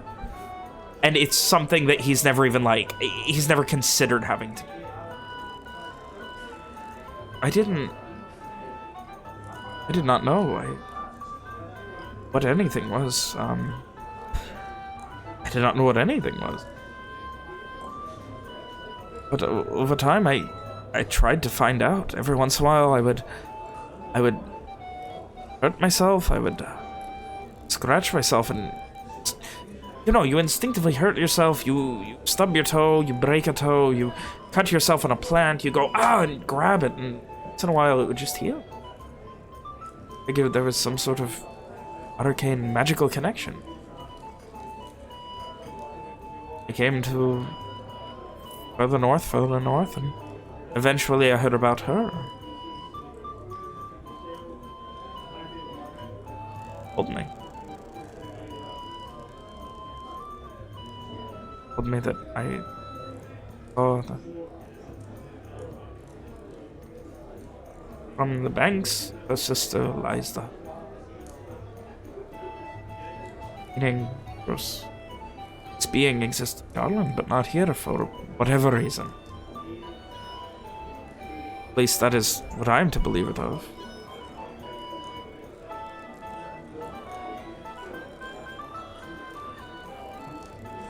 But more than that, she explained to me that it's faith that lets you have this power. I would not be the man I am today if she didn't. So, purses his lips. I'm sorry. I'm rambling. That was all a question about the heroes. Please. No, please. No. Everything that you've said, I haven't experienced it myself, but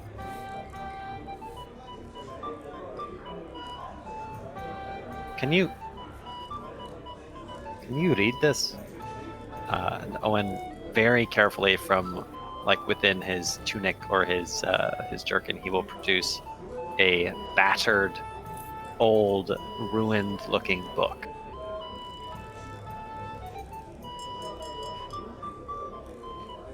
I will pass it to Elmarion.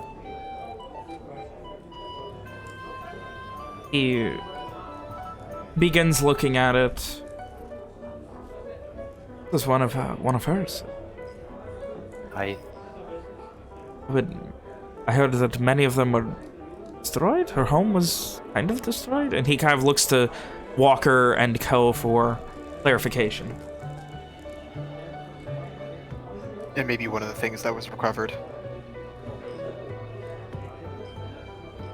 Well, I can read it, kind of. I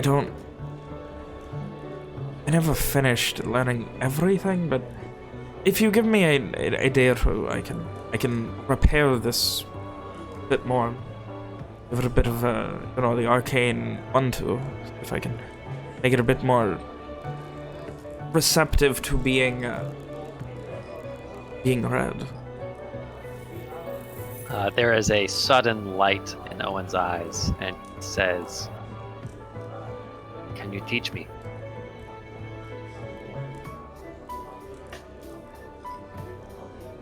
I think so. I was never taught to be a teacher. Find him an eager student. Unfortunately, I'm not sure that I will try. Life is strange, but it is what you make of it. That will be for tomorrow. For tonight, I would wish to answer your questions. I have much to do still tonight. I don't even know where to begin. I read the book, journal, from someone who lived very long ago. That described exactly what you just spoke of. A place in the forest that she didn't go to on purpose. She just arrived. And you can't choose to go back. It chooses. I am of the theory that the Harus itself, place, is the god itself, the demigod, the whatever this being is.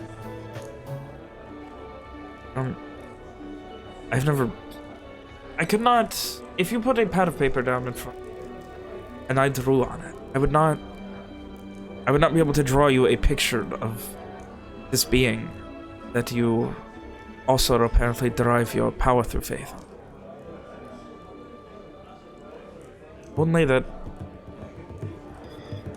emotions, that a care for life, a care for...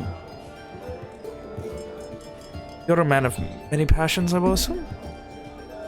I suppose you could say that. As am I. It is just a matter of how you rectify it as a person. I believe that every life should be happy. That everyone deserves a chance to enjoy themselves for every moment. And I have faith that I'll do everything in my power to do. And emotions around him. That faith brought me this.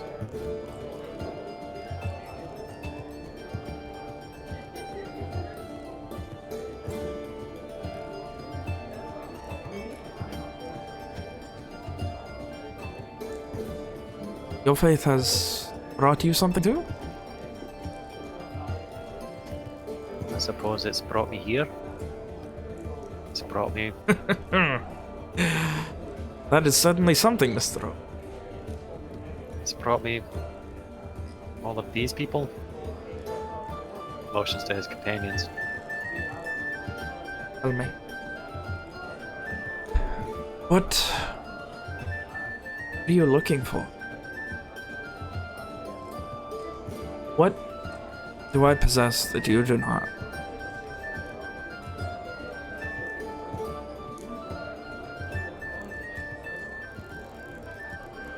Possess knowledge that I lack. I wasn't, you described your wounds healing. It wasn't like that for me. One day I needed help. I didn't know where to turn. So I turned to who I call Karad. Considers from Karad. Interesting. It's what the woman who wrote that book called it. I assume this is Old Garish. From before Lenore moved south? Aye. The old tribes.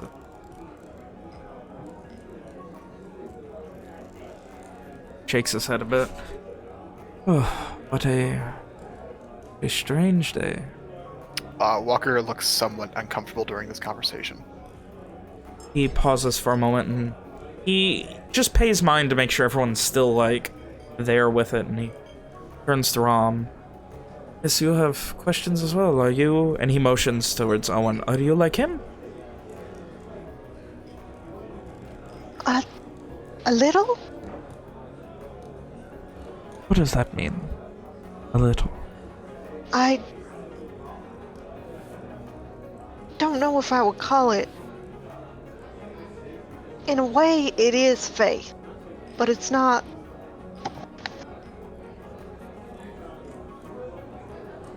Religious faith, I suppose? I don't know if I would call mine a religious faith. His faith, but... Continue, please. It's more like something helped me and guided me and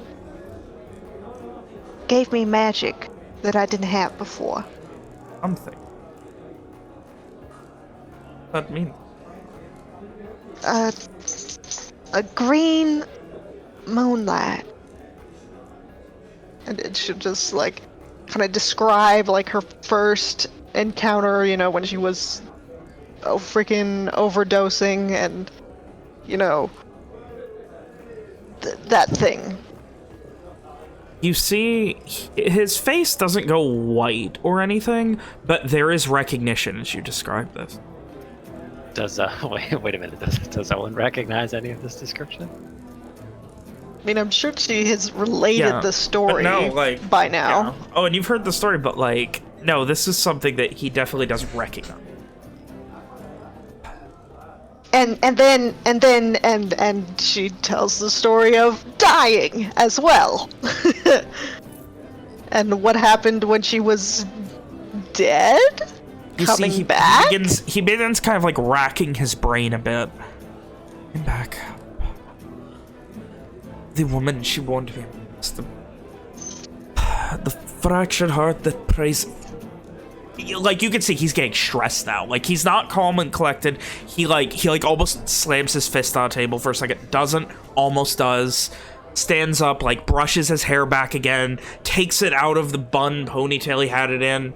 Ties it back up. Paces for a moment. What was it she said? The fractured heart that preys on the broken. The fractured heart that preys on something. Preys on the broken. Can never be trusted with some fucking woman and her riddles. She warned me about that. That is... Warned? Yes, she... What did she say to get you here? Something weird, correct? On the banks of a sister lies the Horus, meaning on the other country in the fucking Garland, that's where the connection to the being is. But what did she say? What gibberish did she say to send you here? You'll find naught but a pitcher of whiskey with a hint of home in Verona. Yes, something that makes no fucking sense unless you're looking. She said something similar. The fractured heart, the broken heart, something that relies on the broken, the fractured heart that preys on the broken mind or something. A being of something. Fuck. She knew she would die at the hands of the Red Band. She said a wave of red would see her blood run the streets or something like that. She spoke in riddles that would eventually come through. She never... It was so rare for her to speak in anything else, but she could see... I don't know if you could say she saw the future. I can't. I derive my power the same way. I can't see the fucking future or anything. Shit. can ask Karad questions with these. What? What? And You can talk to it? One will produce the dice, and two will make. Okay. They're not. What? It listens to you. Aye. Okay. This is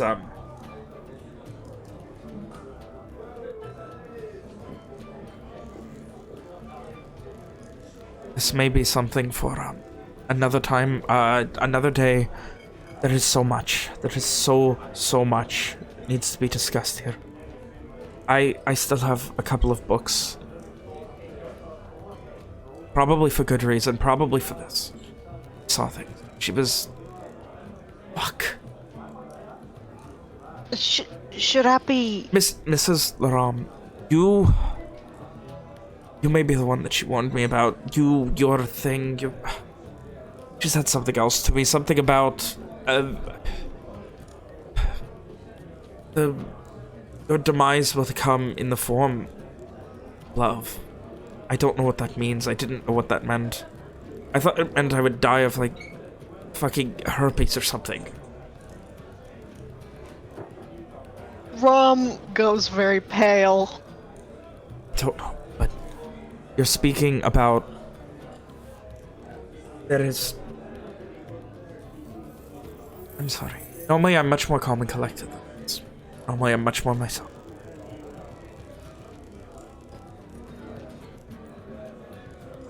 Look. Miss Ram, you have... If she was right, and if I'm right about what she said, then you have been taken advantage of by something very, very old and powerful. Something that preys on the weak, downtrodden. Something that gives another option to people who are going to die. Shakes his head. I can give you answers. I owe that to her. She gave me everything. I can give you answers if that's what her fucking dying wish was, to help you. I will help. Come back. Back tomorrow. In the back door. There's a side door with where the cooks come in and things. Just knock 3 times, wait, knock 2. All of the girls will let you in. I'll be waiting up here. Come right in. Sunrise. I'm going to, and he holds up the book that Owen had. I'm going to see if I can fix this a bit up, read through it a bit, but more importantly, I have a few books from her that she told me to take. I'm going to see if any of those answer me.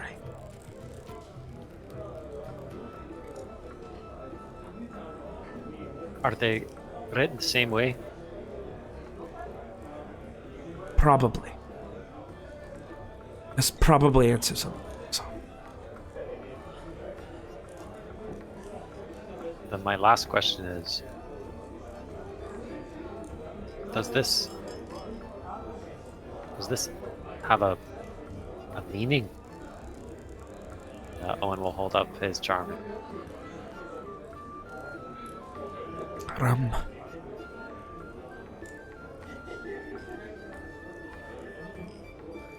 I think I will check, but I've seen that before. I think similar. I've seen it multiple times. My sister and I, we each made one of these when we were kids. A way to kind of harness to connect, right? Aye. Way to something to focus your faith on. You can channel power. Putting a face to the name, the Karad. Aye.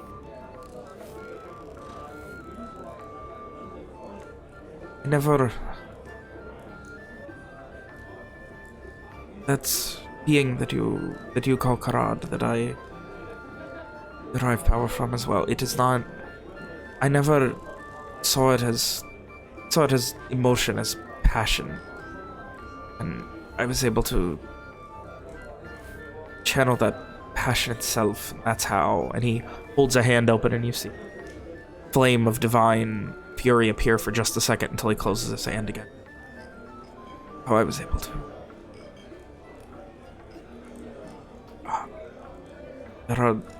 I'm to believe there are many ways. Back tomorrow. We will find answers. Turn Strom, for you and for you. I'm not putting you on the back burner, so to speak, Owen, but there is something that has been warned to me, and if this Ram here has truly wrought and brought into this holiest of places, he gives a little smirk for the first time as he says that, something so evil, then perhaps that is of a slightly more important. I will see what happens. I will find everything I can. See you in the morning. Alright? You will. Get some rest. It will be a long day tomorrow. You may be learning to translate along with me. Owen nods. He motions you out. He, like, claps. A couple of the girls open the door, and your harem guides you back downstairs. Owen stops at the door and looks back, and he looks at Ilmarion for a second, and then he nods to him and says, Karad's blessings. Parts.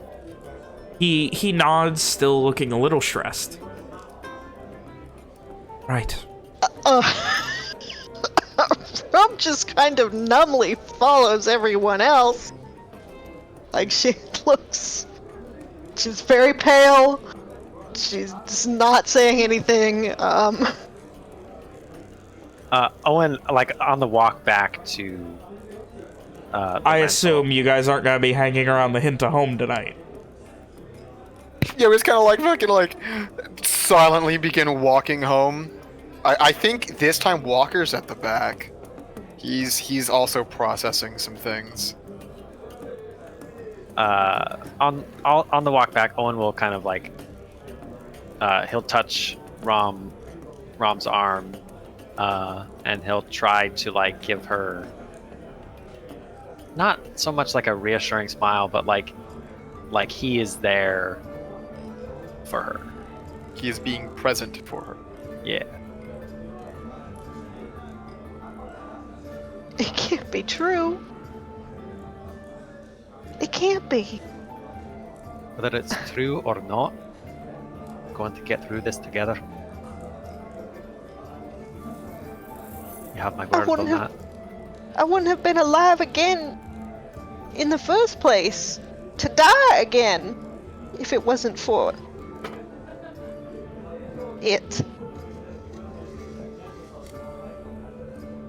It's all too much.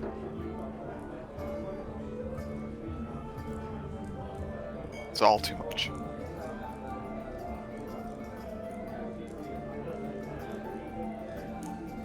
Better that we know. Either way. We can deal with it together. Well said.